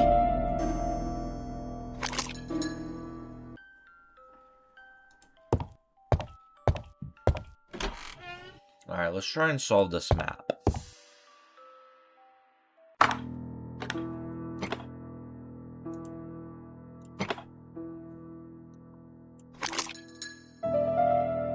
The plates around the picture appear to have unlocked.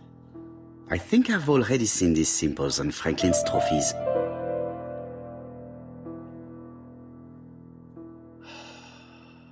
More Chinese.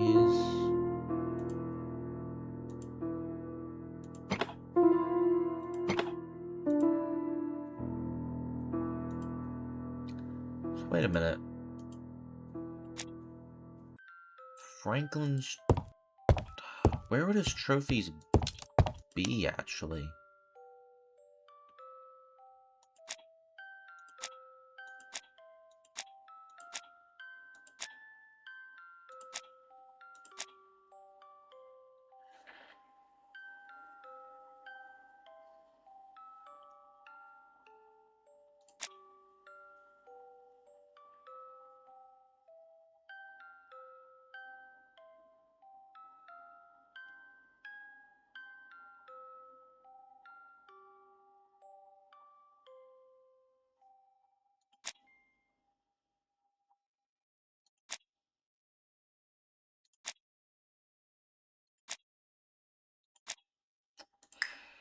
All right.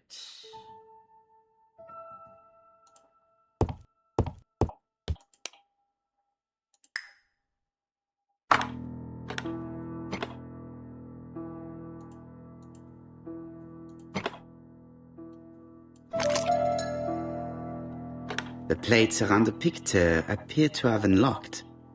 I think I've already seen these symbols on Franklin's trophies. All right, so now the question is... where do we go from here?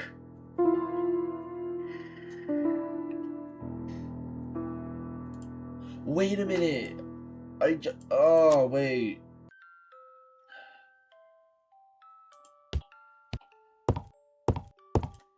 I'm thinking like the... Let me look at the deer head.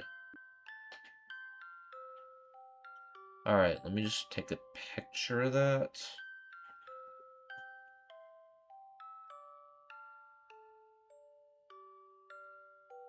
February 1922, South Africa.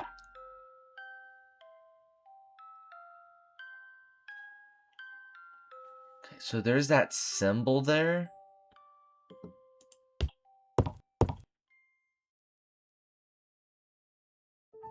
July 1920, Alaska Peninsula. There's the bear mark.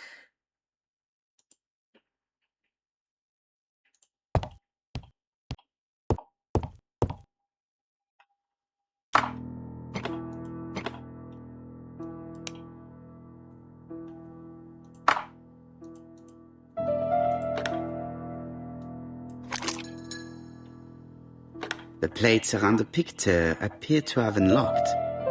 I think I've already seen these symbols on Franklin's trophies.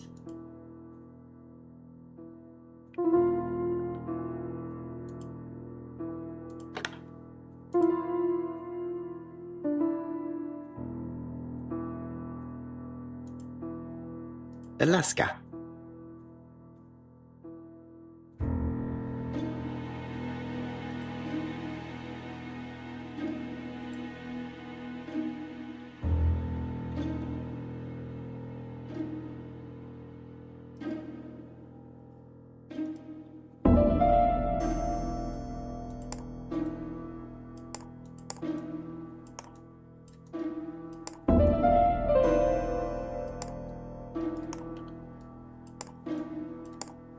Brazil.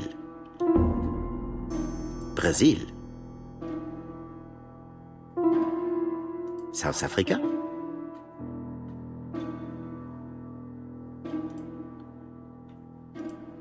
Alright, this one's gonna be kind of tricky, because I remember seeing that one. I remember seeing that one. Alaska.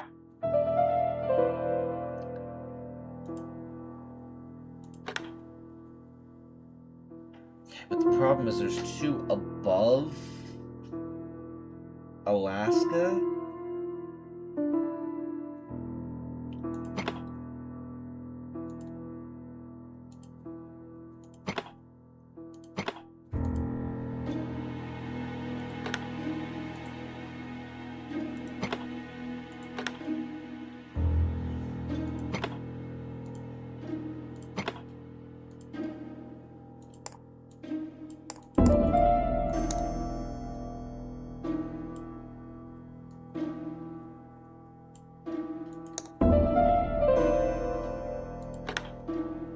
The African kudu. Huh? South Africa? Wait, so...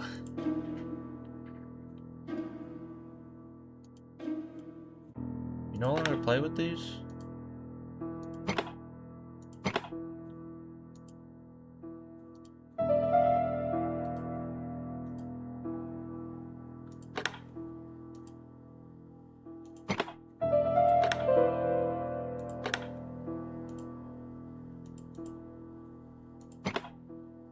The Alaskan Kodiak bear.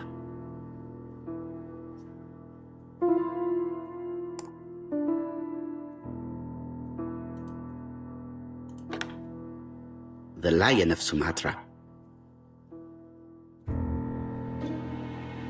I heard the sound of a mechanism. Strange way of protecting one's safe. Triangulating one's hunting sites on the map. Well, it's not that crazy. To me, anyway. There's like so many different combinations that...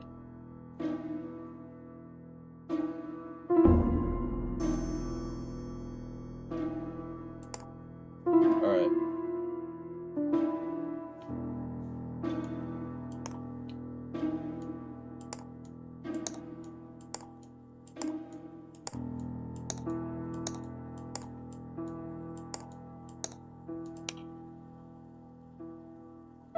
A signet ring bearing the Clark's family's coat of arms. A number is written on it.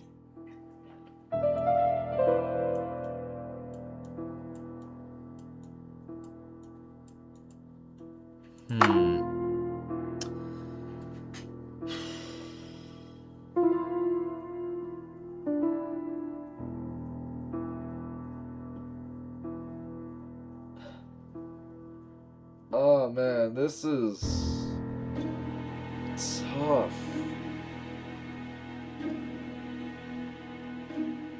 Because, like...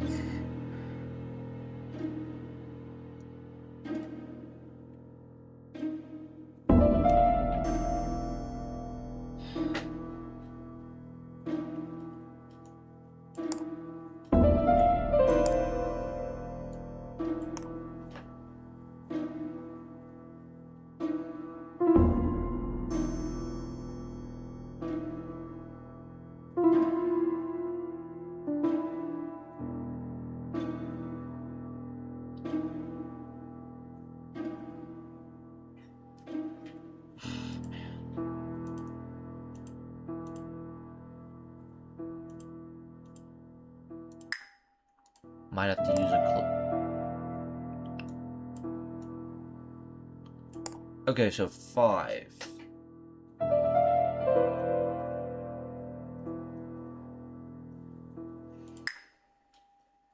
So 5 is on there. Wait a minute, maybe we can like look at the map?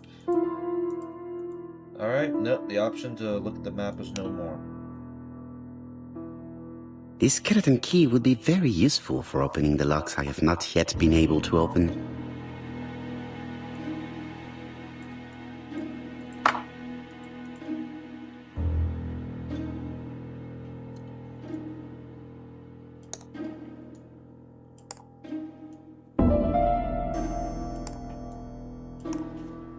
There's like hundreds of combinations here.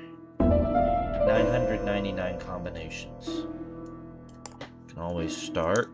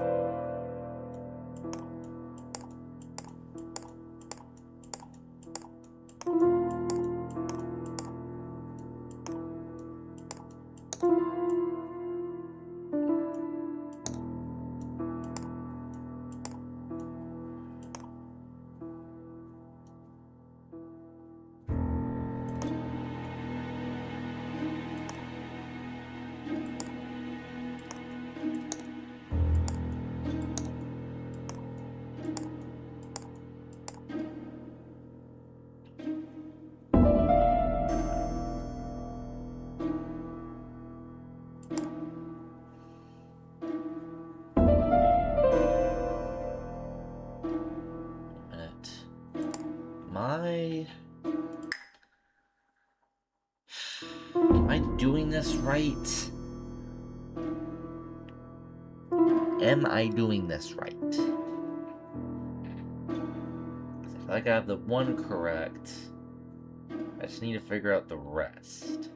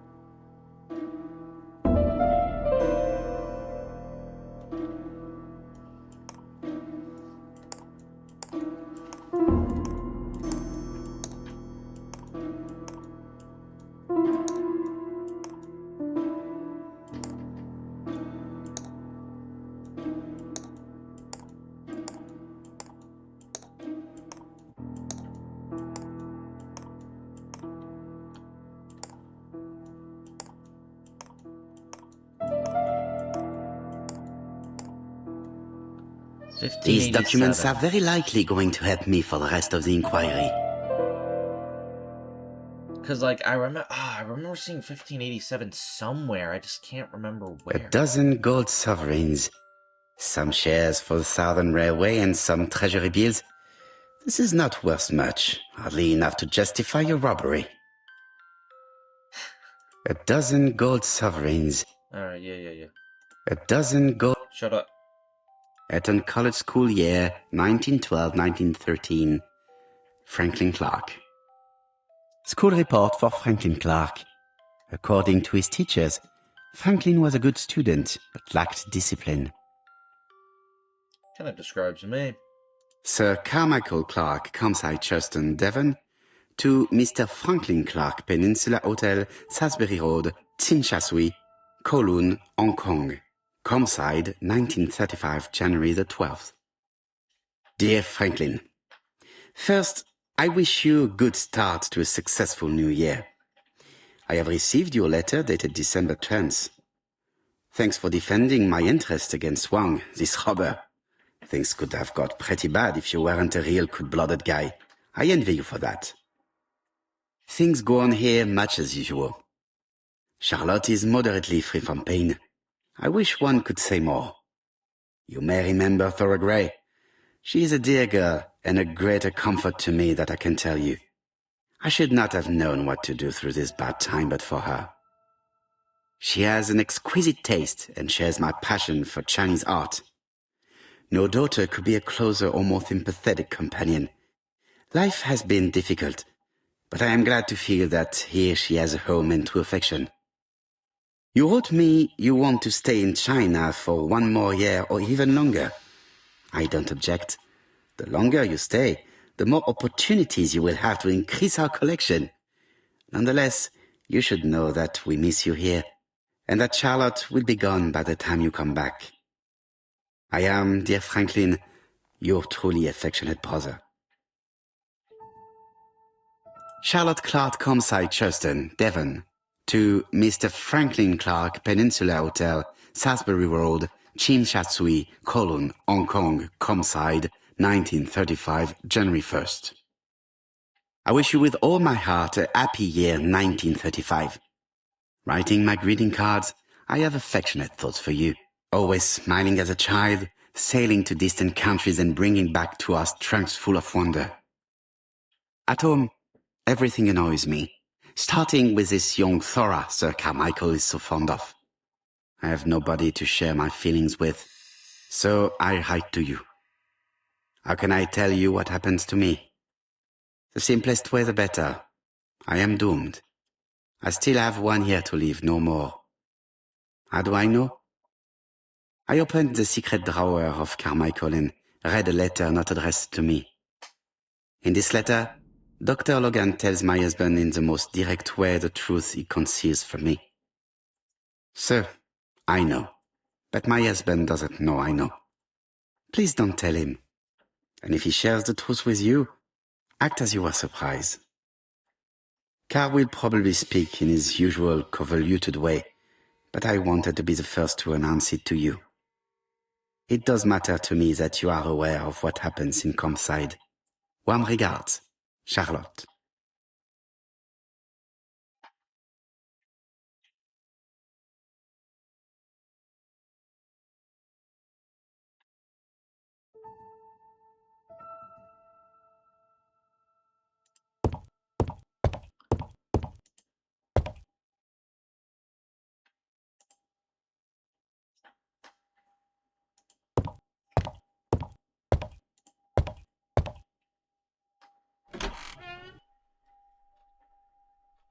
I do not need to make a telephone call now.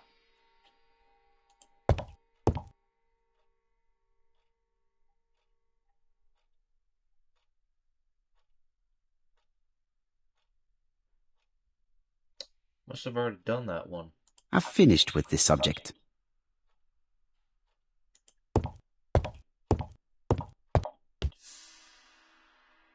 I am not going to leave Comside now. I still have some things to do. Best to leave her to sleep now.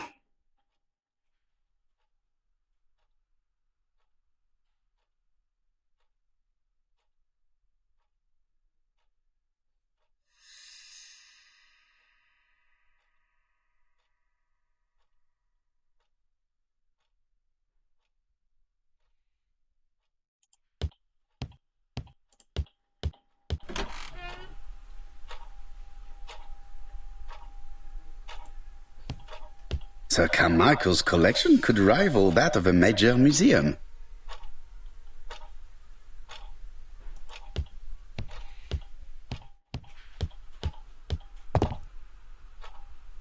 I see some papers that were not there the first time I visited. Valuers report property. Building land located in Comside, Churston client, Sir Carmichael Clark, April 15, 1935, Court and Brunskill office.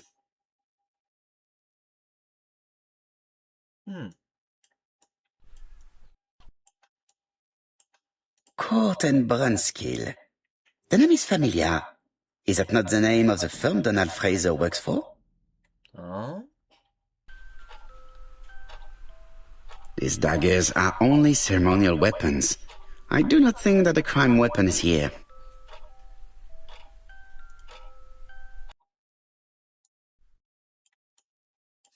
Ernest Logan, MD, Brighton Cancer Institute, 201 Dusk Road, Brighton, Sussex. To Sir Carmichael Clark, MD, Comside, Churston, Devon. Brighton, 1935, January the 5th.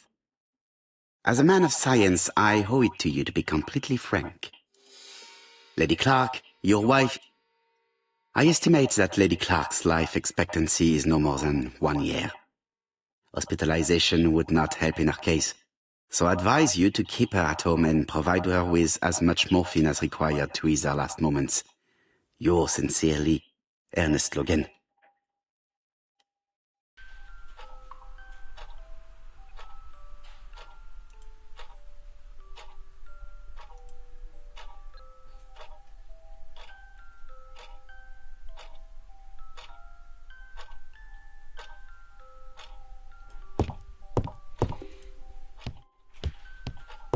Order and method above all. Let us finish examining the mansion while no one is around.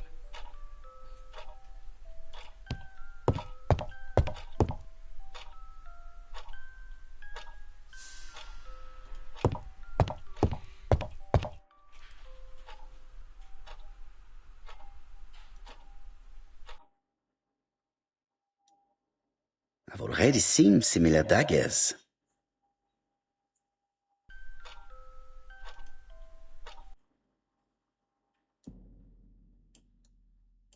A dark dragon for a bright-haired maid.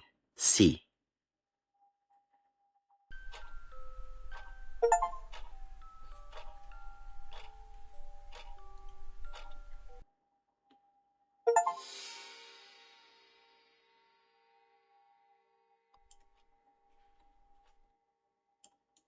Attention, Franklin.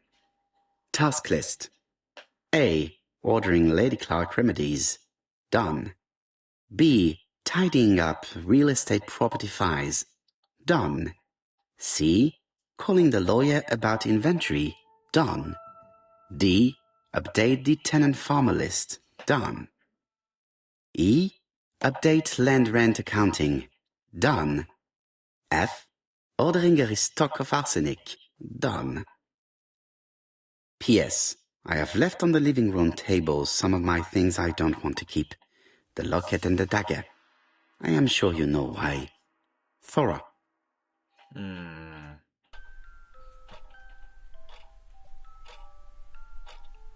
Interesting.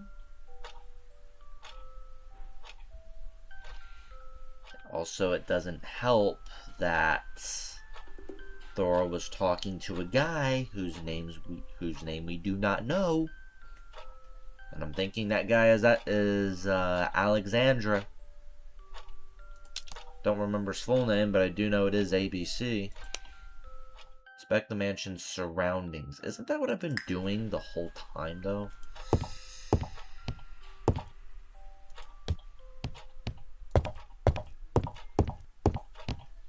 Did I look at this?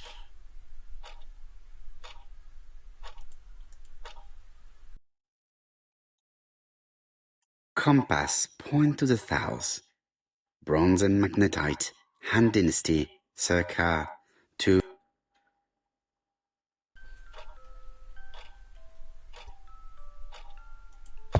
There are some very valuable objects here.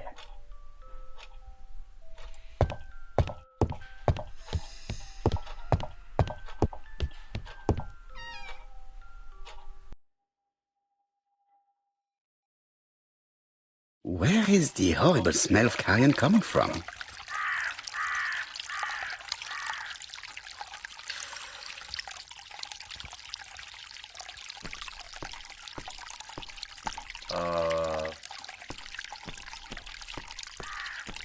that because something died? Something makes me feel uncomfortable. Yeah. Drum pellets. Revolting. Drum pellets. Revolting. Tut-tut. The gardener does not follow the alignment. There, that's better. It is symmetrical.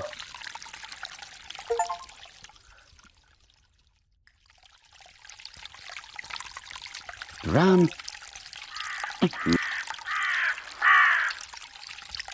There, that's better. It is symmetrical.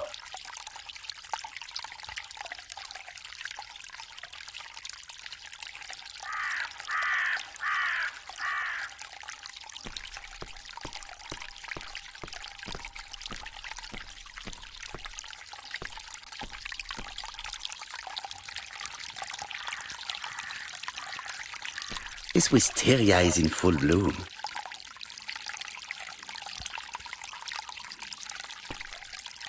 I would like to congratulate Clark's gardener. What symmetry!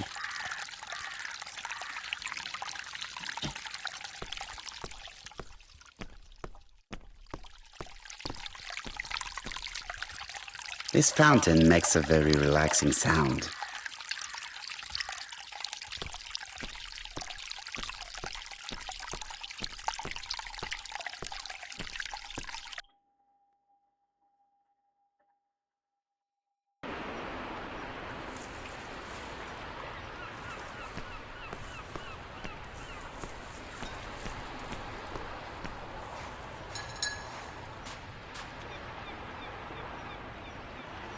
May you have peace, Carmichael.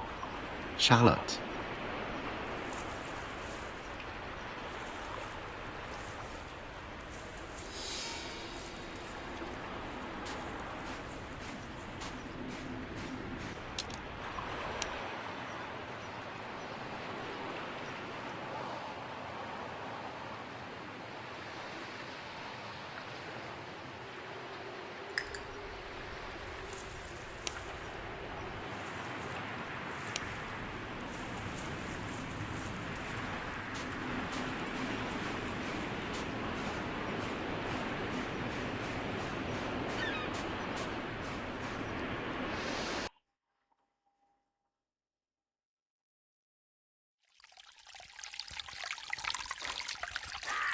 Clark's greenhouse.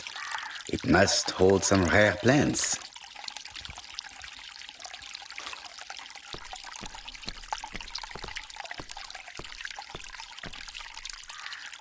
It was probably the gardener who lit this fire. Look here. I wonder if someone wanted to get rid of these papers. Oh. This subject would probably be useful to me. Let us now try and get our brain cells to work.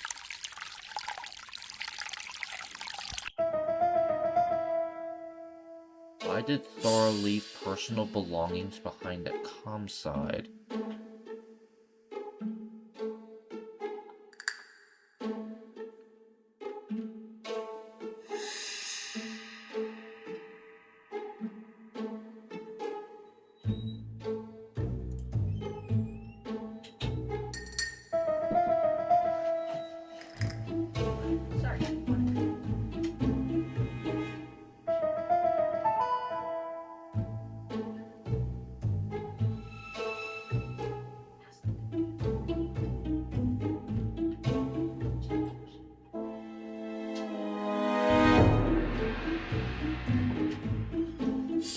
Why did Thor leave personal belongings behind at Comside? Alright, I have a theory. What if she's living there and her and Franklin are like, you know, having an affair or like something?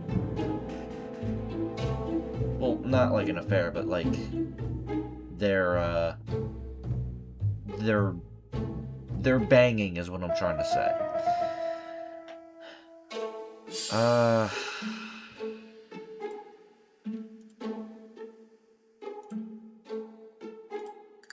Okay.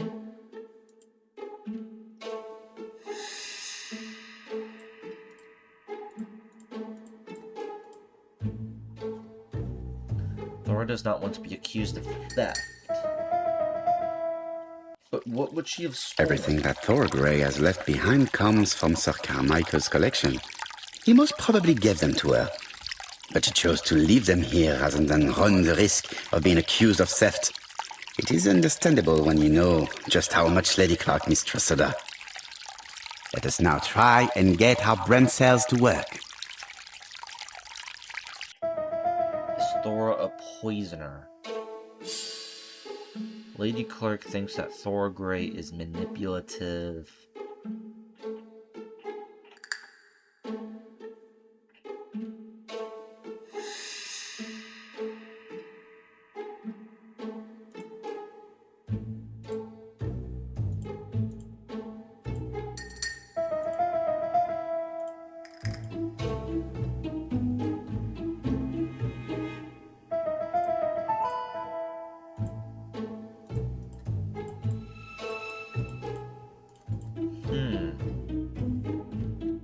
So, Lady Clark thinks that Thor Grey tried to poison her.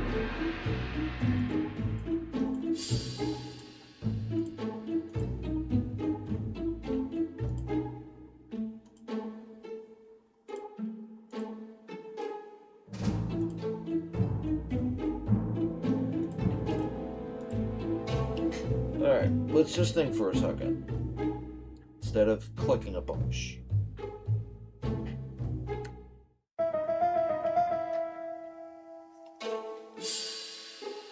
There's a poisoned rat at the scene of the crime.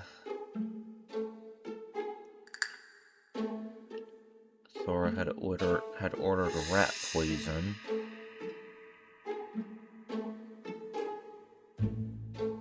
Lady Clark thinks that Thora Grey tried to poison her.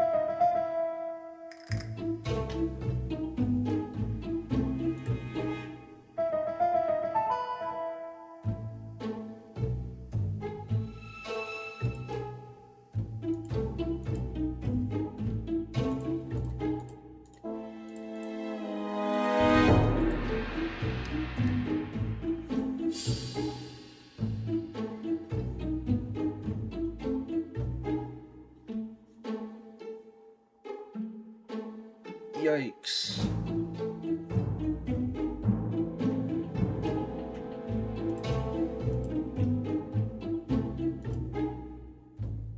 Thora Thorgray never considered poisoning Lady Clark.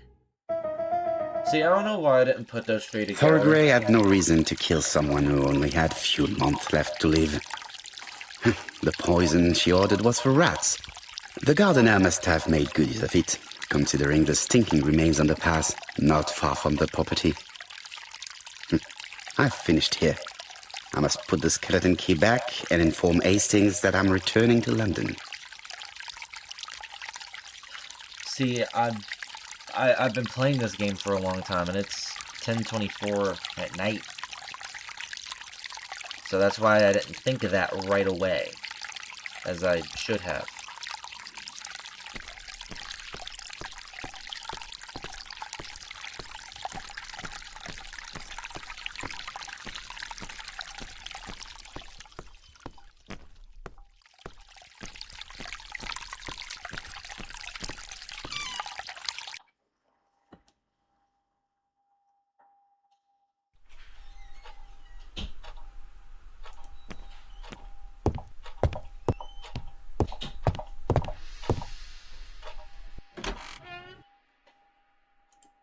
I must put the skeleton key back and inform Hastings that I'm returning to London.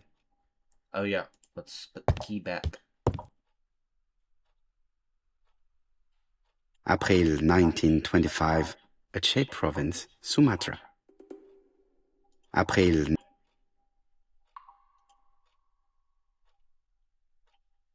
1925, Aceh Province, Sumatra.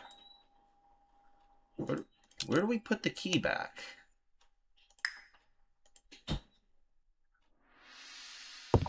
I must put the skeleton key back. Okay, understandable. Where do we put the key, though?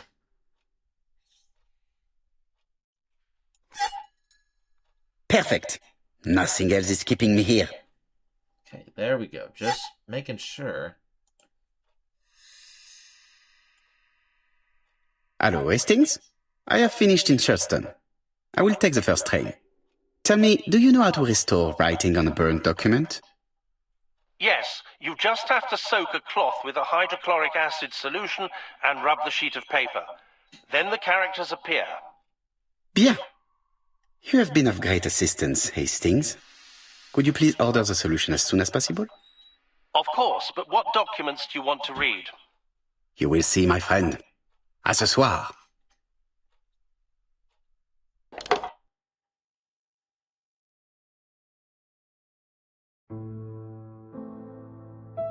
Donald Fraser is here. He insisted on waiting to see you.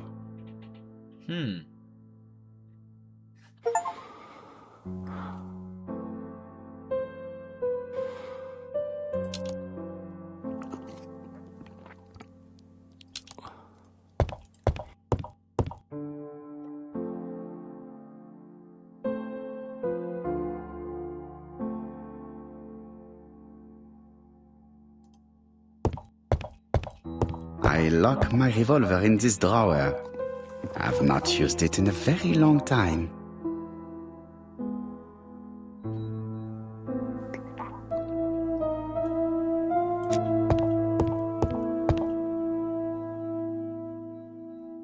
This man is tired.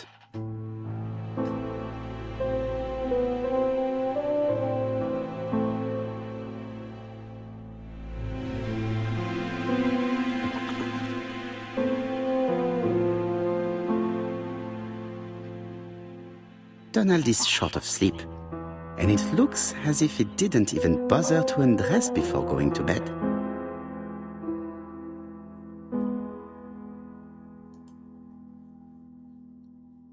Mr. Poirot, I don't know why I'm here.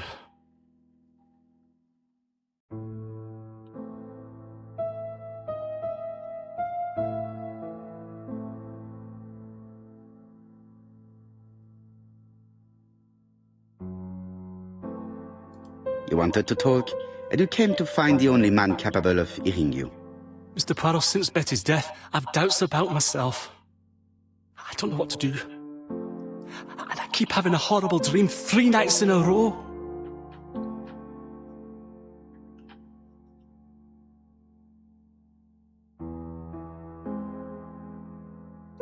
I've a drink and tell me about this dream.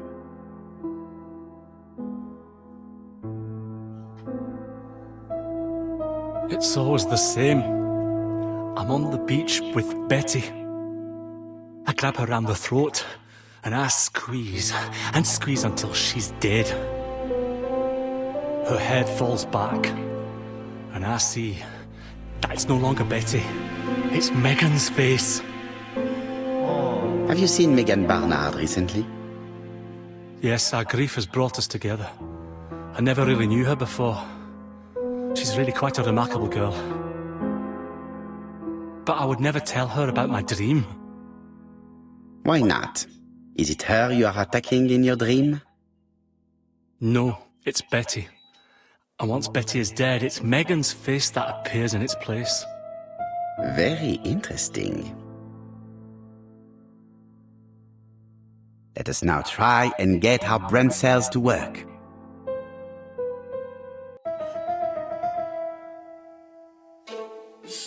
How should Donald's dream be interpreted?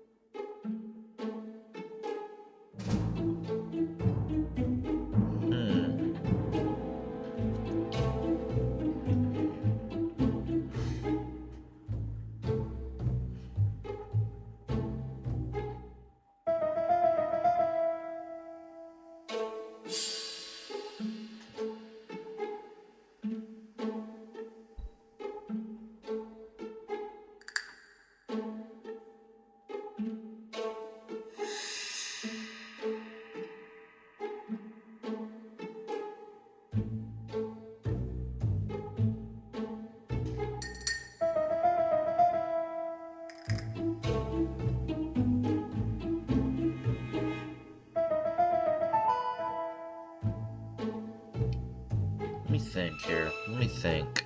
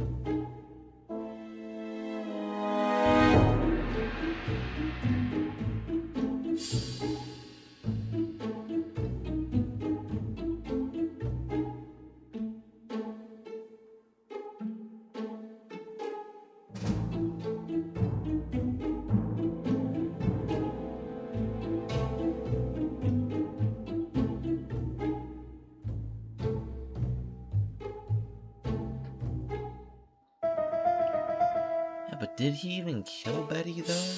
Like...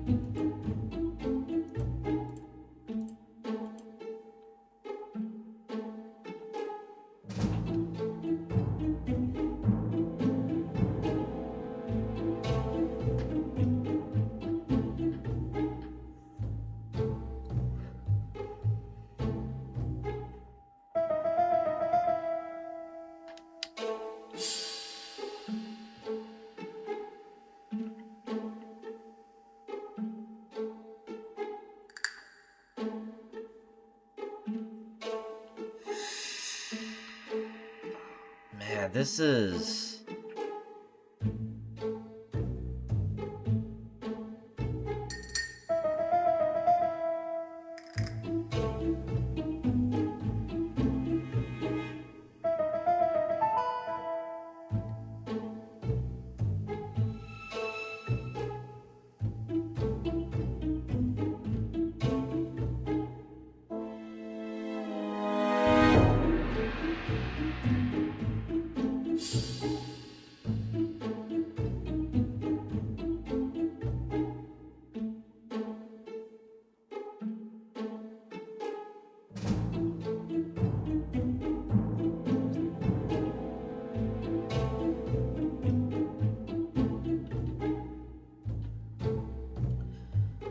How should Donald's dream be interpreted?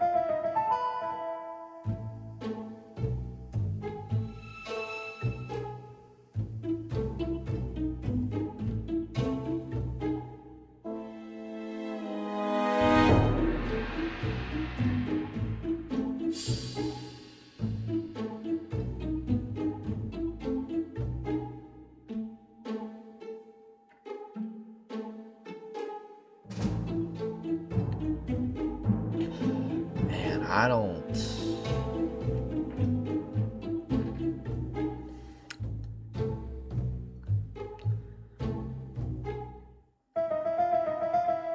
Okay, so he feels guilty about killing Betty. Again...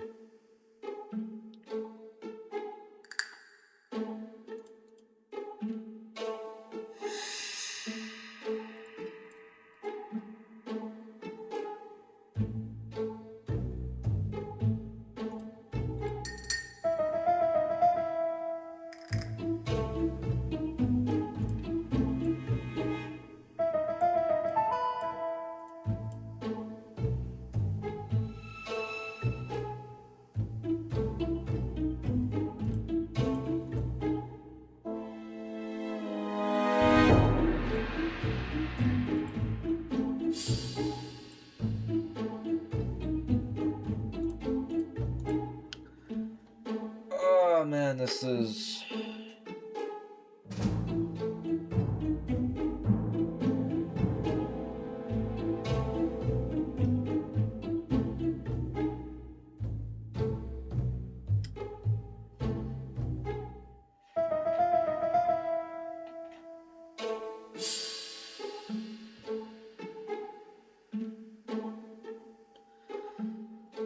Donald does not kill Megan in his dream. We could put that there.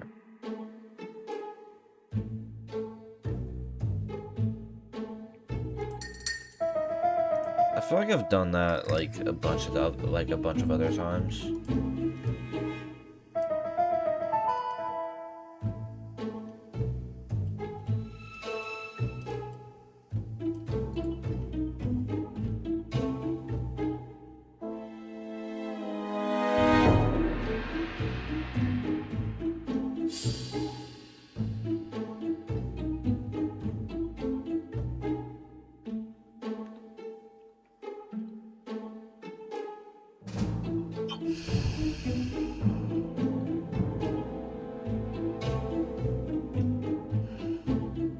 Yeah, but did he even kill her though?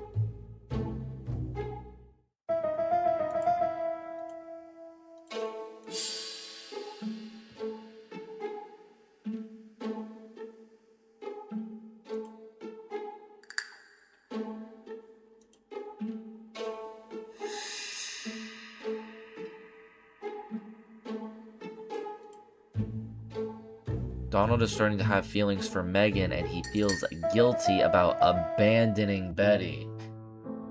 Mr. Fraser, I think that the real meaning of this dream is that you are in love with Megan Barnard. Please go on. Do. This dream certainly betrays your guilt. Oh. But what do you feel guilty about? Having killed your fiancé? Possible. Or forgetting her very quickly for her sister? Certainly. And this forgetting is perceived as a second death. So you don't really think I was the one who killed Betty? I do not exclude this theory. I am simply saying that I do not need to know that fact to explain your dream and your guilt. Thank you for being frank, Mr. Poirot. You've helped me a great deal. I'm going back to Bexhill. I'll not take any more of your time up. It is late, Mr. Fraser, and you are tired. I'll sleep on the train. I like trains. It's easy to sleep rocked by the sound of the wheels. Poor boy, he seems completely lost. Well, women seem to like him. I think Megan will take care of him. Oh, I remember. Did you order the product I needed? Yes, we'll be receiving it tomorrow.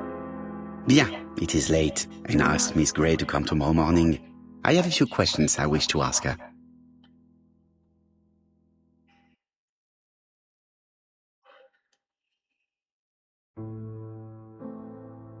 Mademoiselle, I asked you here in order to answer a very important question.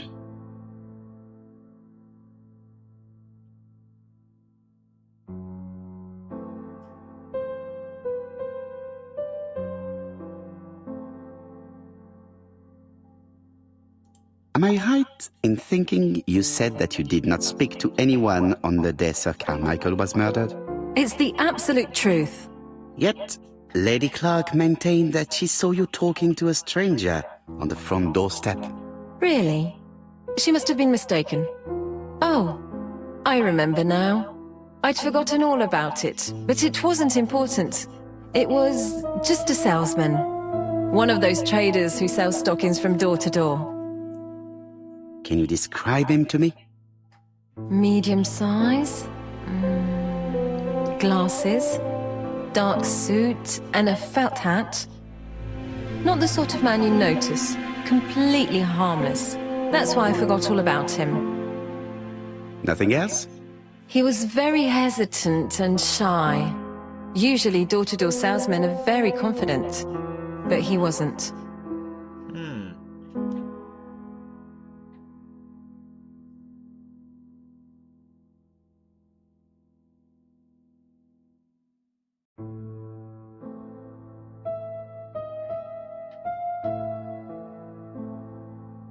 You did not leave Churston willingly, I believe. I don't wish to lie. Lady Clark did not appreciate my presence. And Franklin could not go against the wishes of a sick lady. He is a good man, and he worries a great deal about his sister-in-law. I noticed that you left some personal belongings behind at Churston.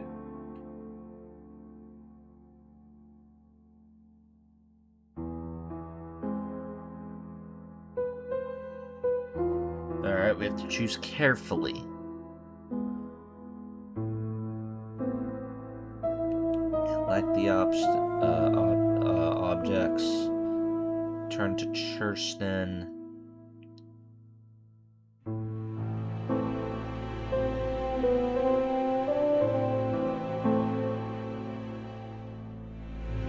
Are you planning on returning to Churston? Who knows what the future holds? Bien. I must ask you one last question. Please reply frankly with either yes or no. If Lady Clark had died, would you have agreed to marry Sir Carmichael if he'd ask you? How dare you ask such a question? Sir Carmichael treated me just like his daughter. And all that I ever felt him was affection and gratitude, nothing else. Thank you, mademoiselle. I will not keep you any longer.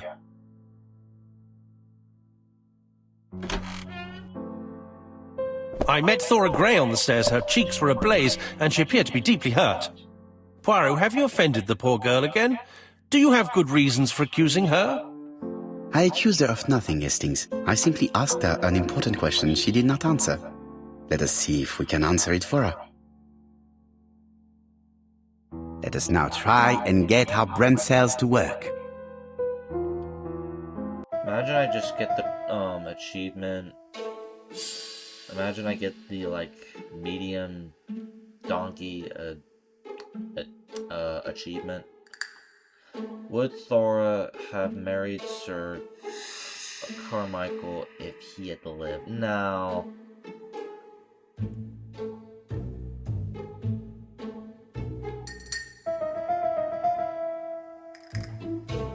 Maybe not.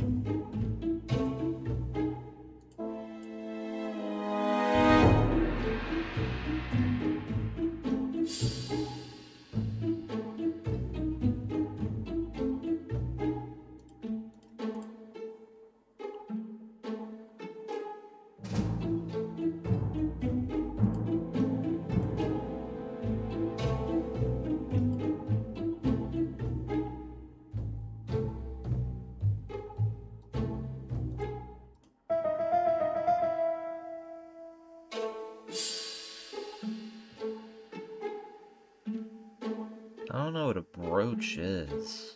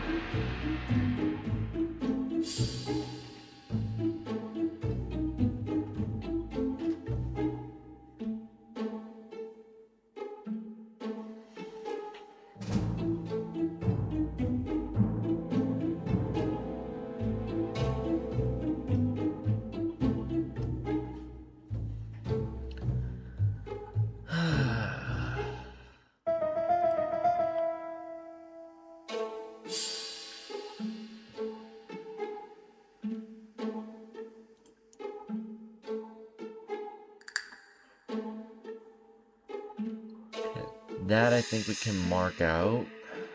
Well, no, let's not mark out anything.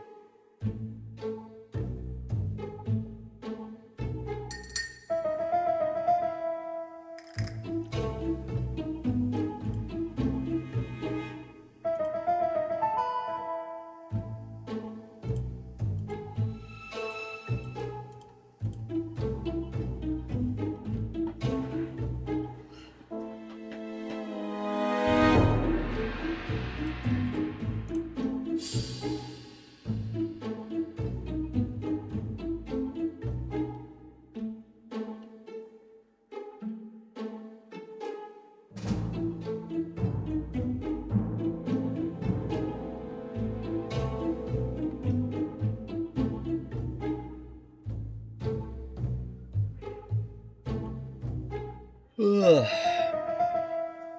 Oh man, I am clearly getting tired.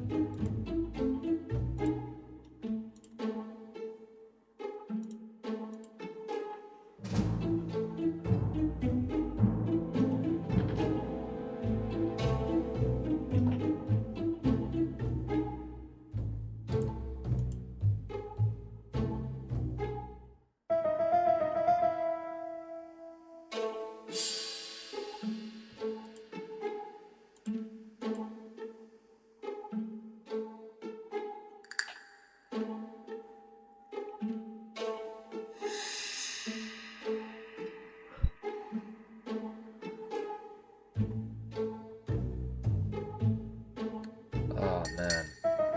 Like I'm trying to think like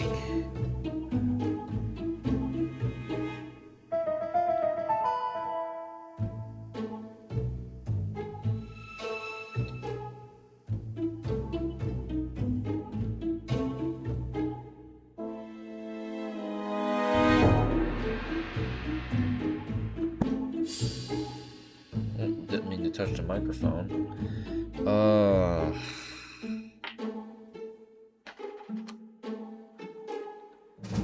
I don't know, man. Like, again, I'm tired, but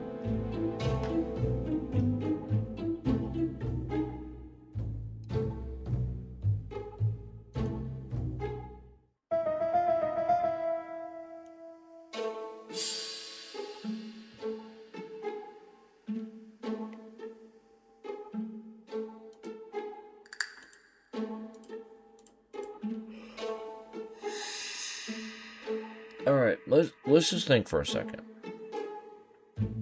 So, she was very evasive. Like, she didn't want to talk about, you know, her relationship with Sir Carmichael. So there's something off about that. But she did say that they were close. That can't be it.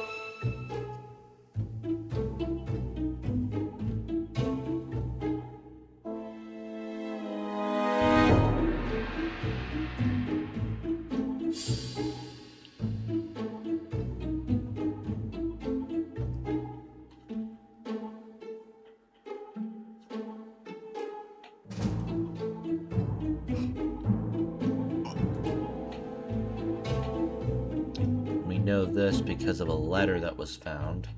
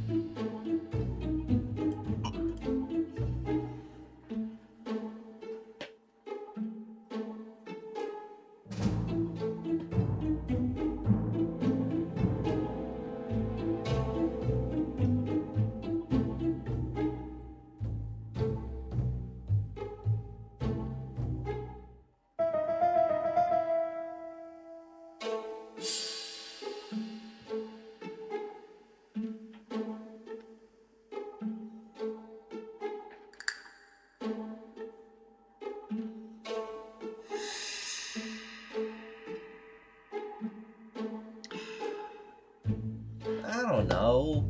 Fuck. Probably not. He was 60 years old. Look like he was 60 years old. He wasn't that good looking.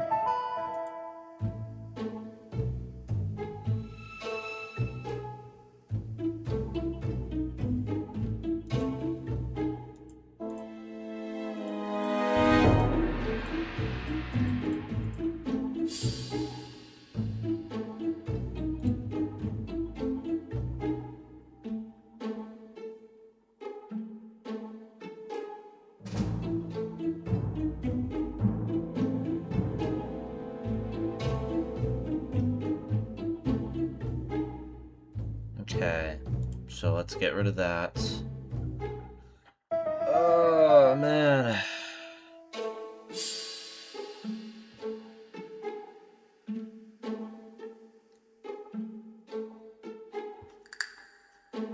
Nah, I'm not leaving until we solve this. No, we've gone way too long now. We've gone too far into it.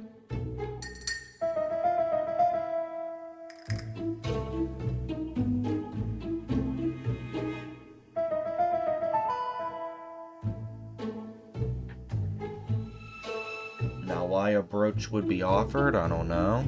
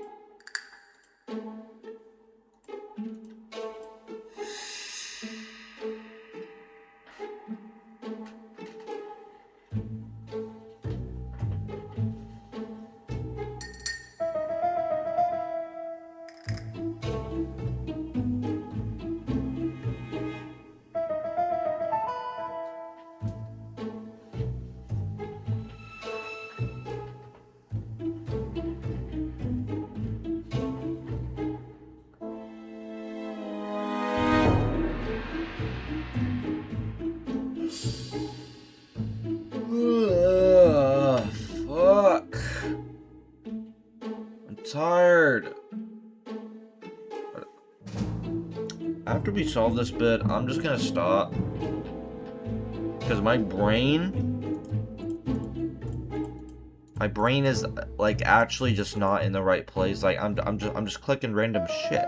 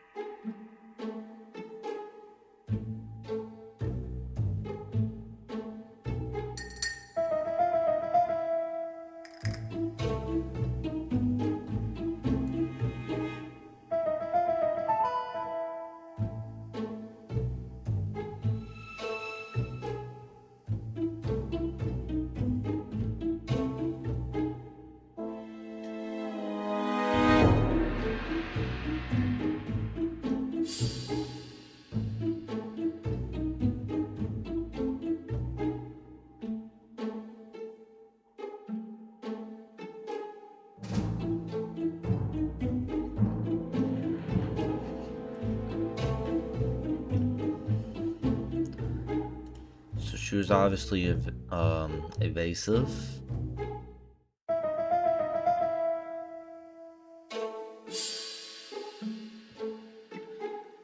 She was invasive.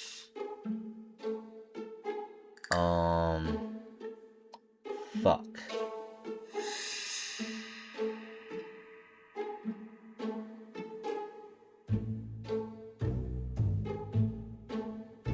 Like she was not wanting to say anything.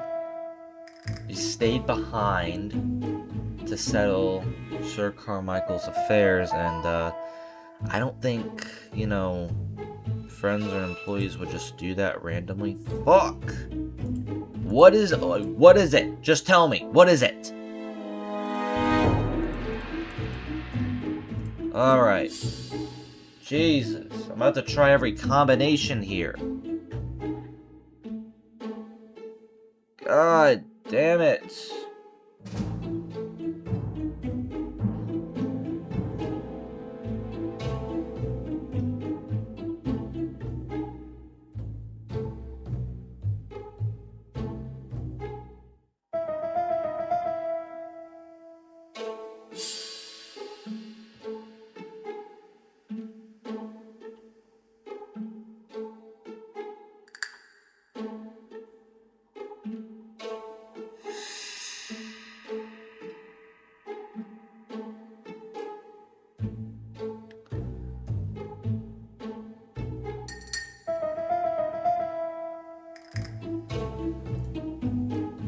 So obviously she likes Franklin.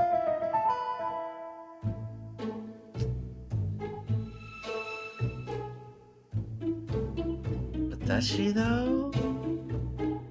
I mean, she kind of does. She was so obviously she was evasive.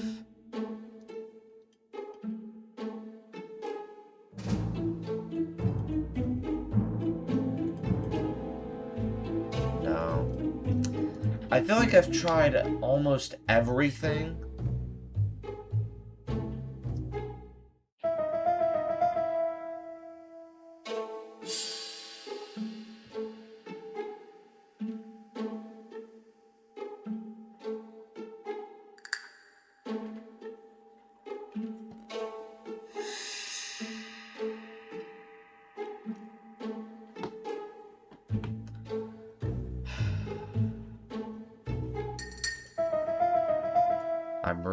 I'm getting the urge to just look this up.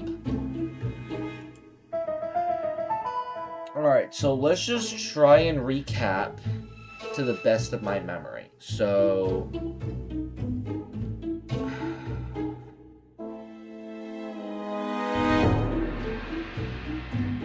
let's think. So would she have married Sir Carmichael, which I don't think she would have, per se, but we need to consider all the options that are on the table. So,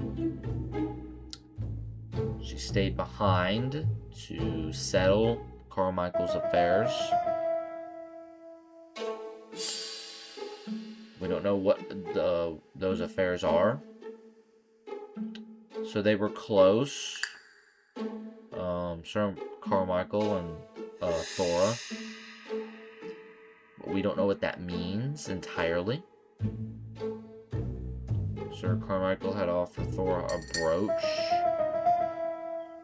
Assuming because her taste in jewelry was not that good. Her style of jewelry.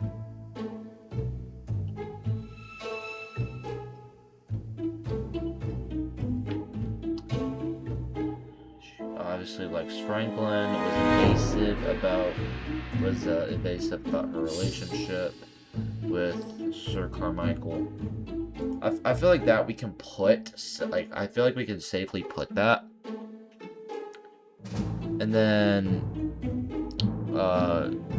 you know, I feel like I've tried that with, like, every one of these. Thor wanted to be married and certainly would have succeeded in doing so. Oh, because Sir Carmichael had offered her a brooch? You must know how to read between the lines, Hastings. When Sir Carmichael refers to paternal affection, he's lying to himself. Read this engraving on the brooch. A dark dragon for an angel with glossy hair. These are the words of a lover, not a father. Lady Clark was not wrong. What if Sir Carmichael had fallen in love with his secretary? That doesn't mean that she forced him to do so. True, there are extenuating circumstances. She is a penniless orphan. But she's calculating. Just look how she avoided it when asked if she would have married Clark. I see. You think she seduced Sir Carmichael for her own gain, and that now she is doing the same with his brother. Poirot, your world is a very dark place. Do not get carried away, mon ami. We have another more important matter to settle. Really? Yes, would you believe that Miss Grey taught me something new? Let us now try and get our brain cells to work. Is there another common point between the murders? Alright, again, let's look at our options. So no objects of value for sale in the shop. The murderer is a seducer, obviously.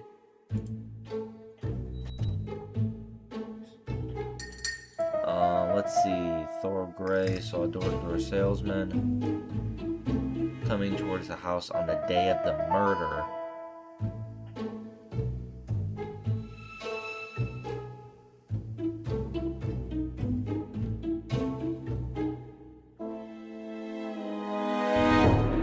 like that we can put there.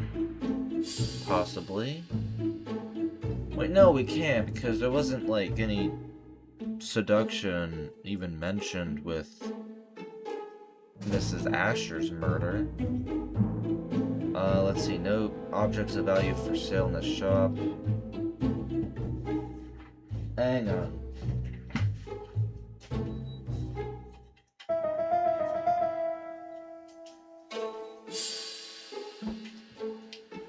Let's see here.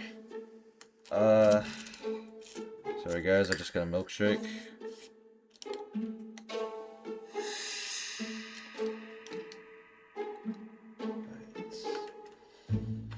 Alright.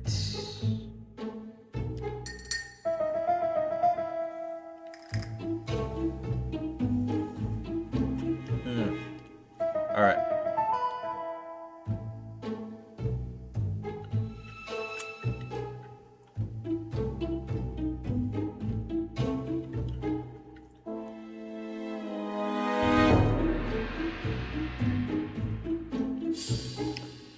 Okay, the murderer is a seducer. Bexhill is a very popular seaside resort. So a door-to-door salesman coming towards the house on the day of the murder.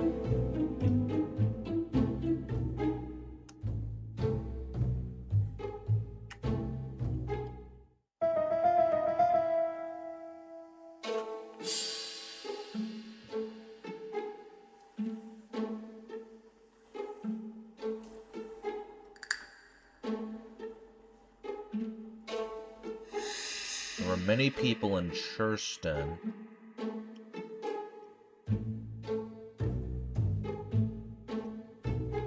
On the day of the murder.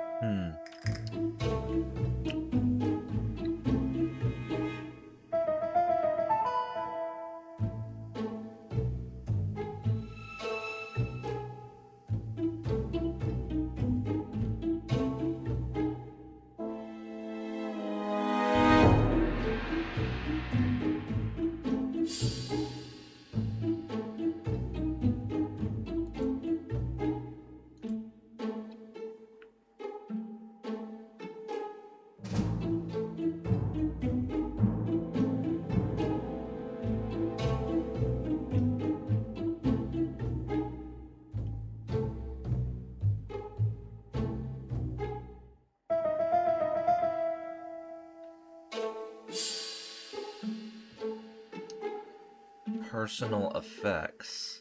A stocking box. Whoa, a stocking box and an accountant book.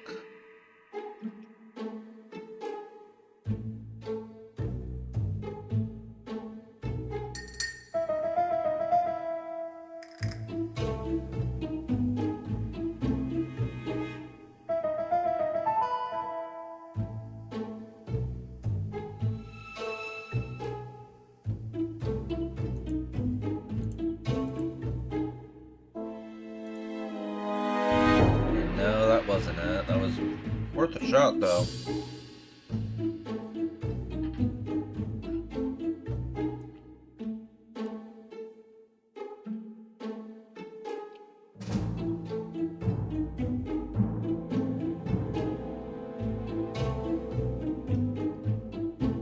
Thor is unable to precisely describe the door-to-door salesman she met at Homeside. Alright, we can put that.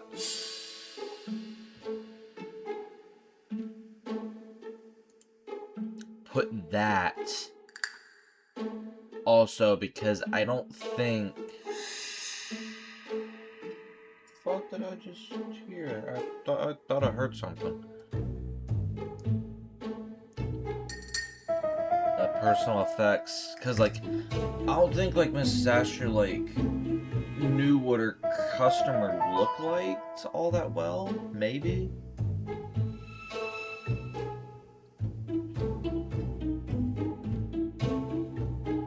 But then again, I could be misremembering. Alright, no, that's not it, obviously.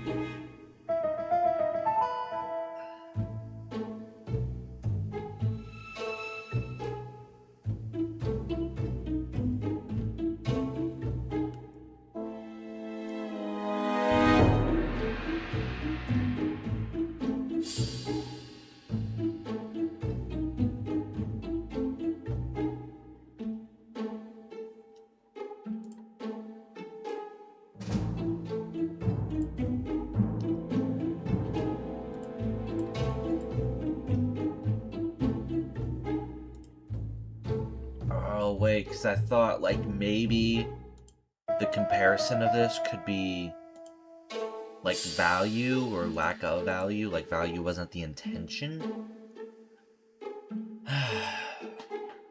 So, I think there's another common point between these murders, but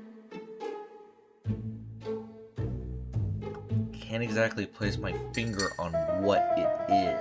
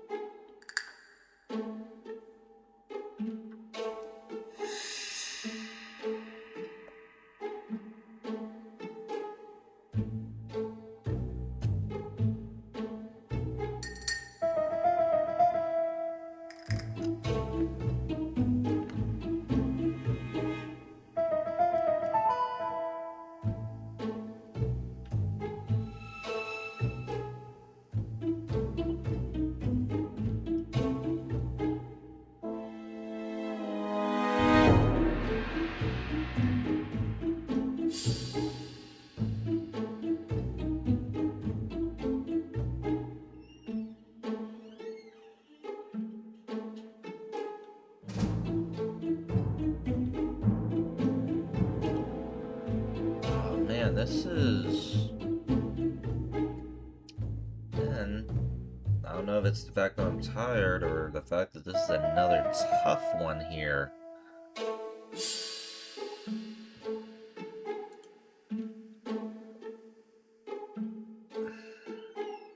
Maybe we could try that. And that... Nope, nope, okay, fuck.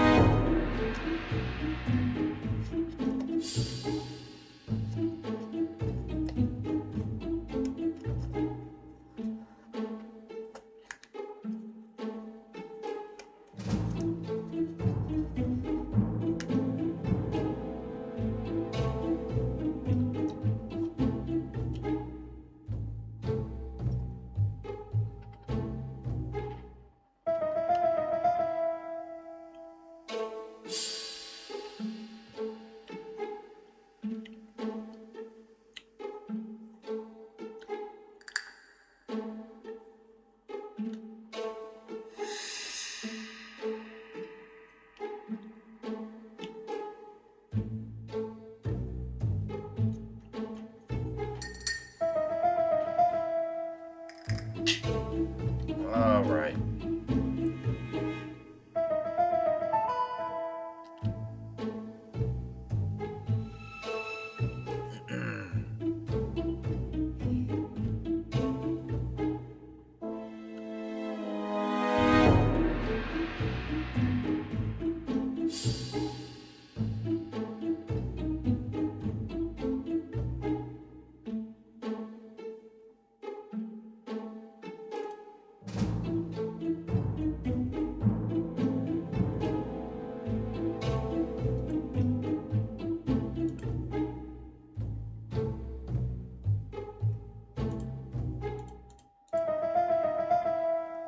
For each murder, the victim or someone close to them were in a situation where they could buy stockings. It's perfectly clear, Hastings. Perfectly clear.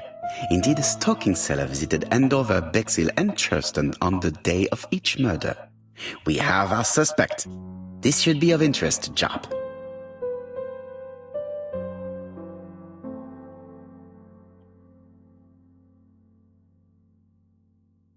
Telephone Jap.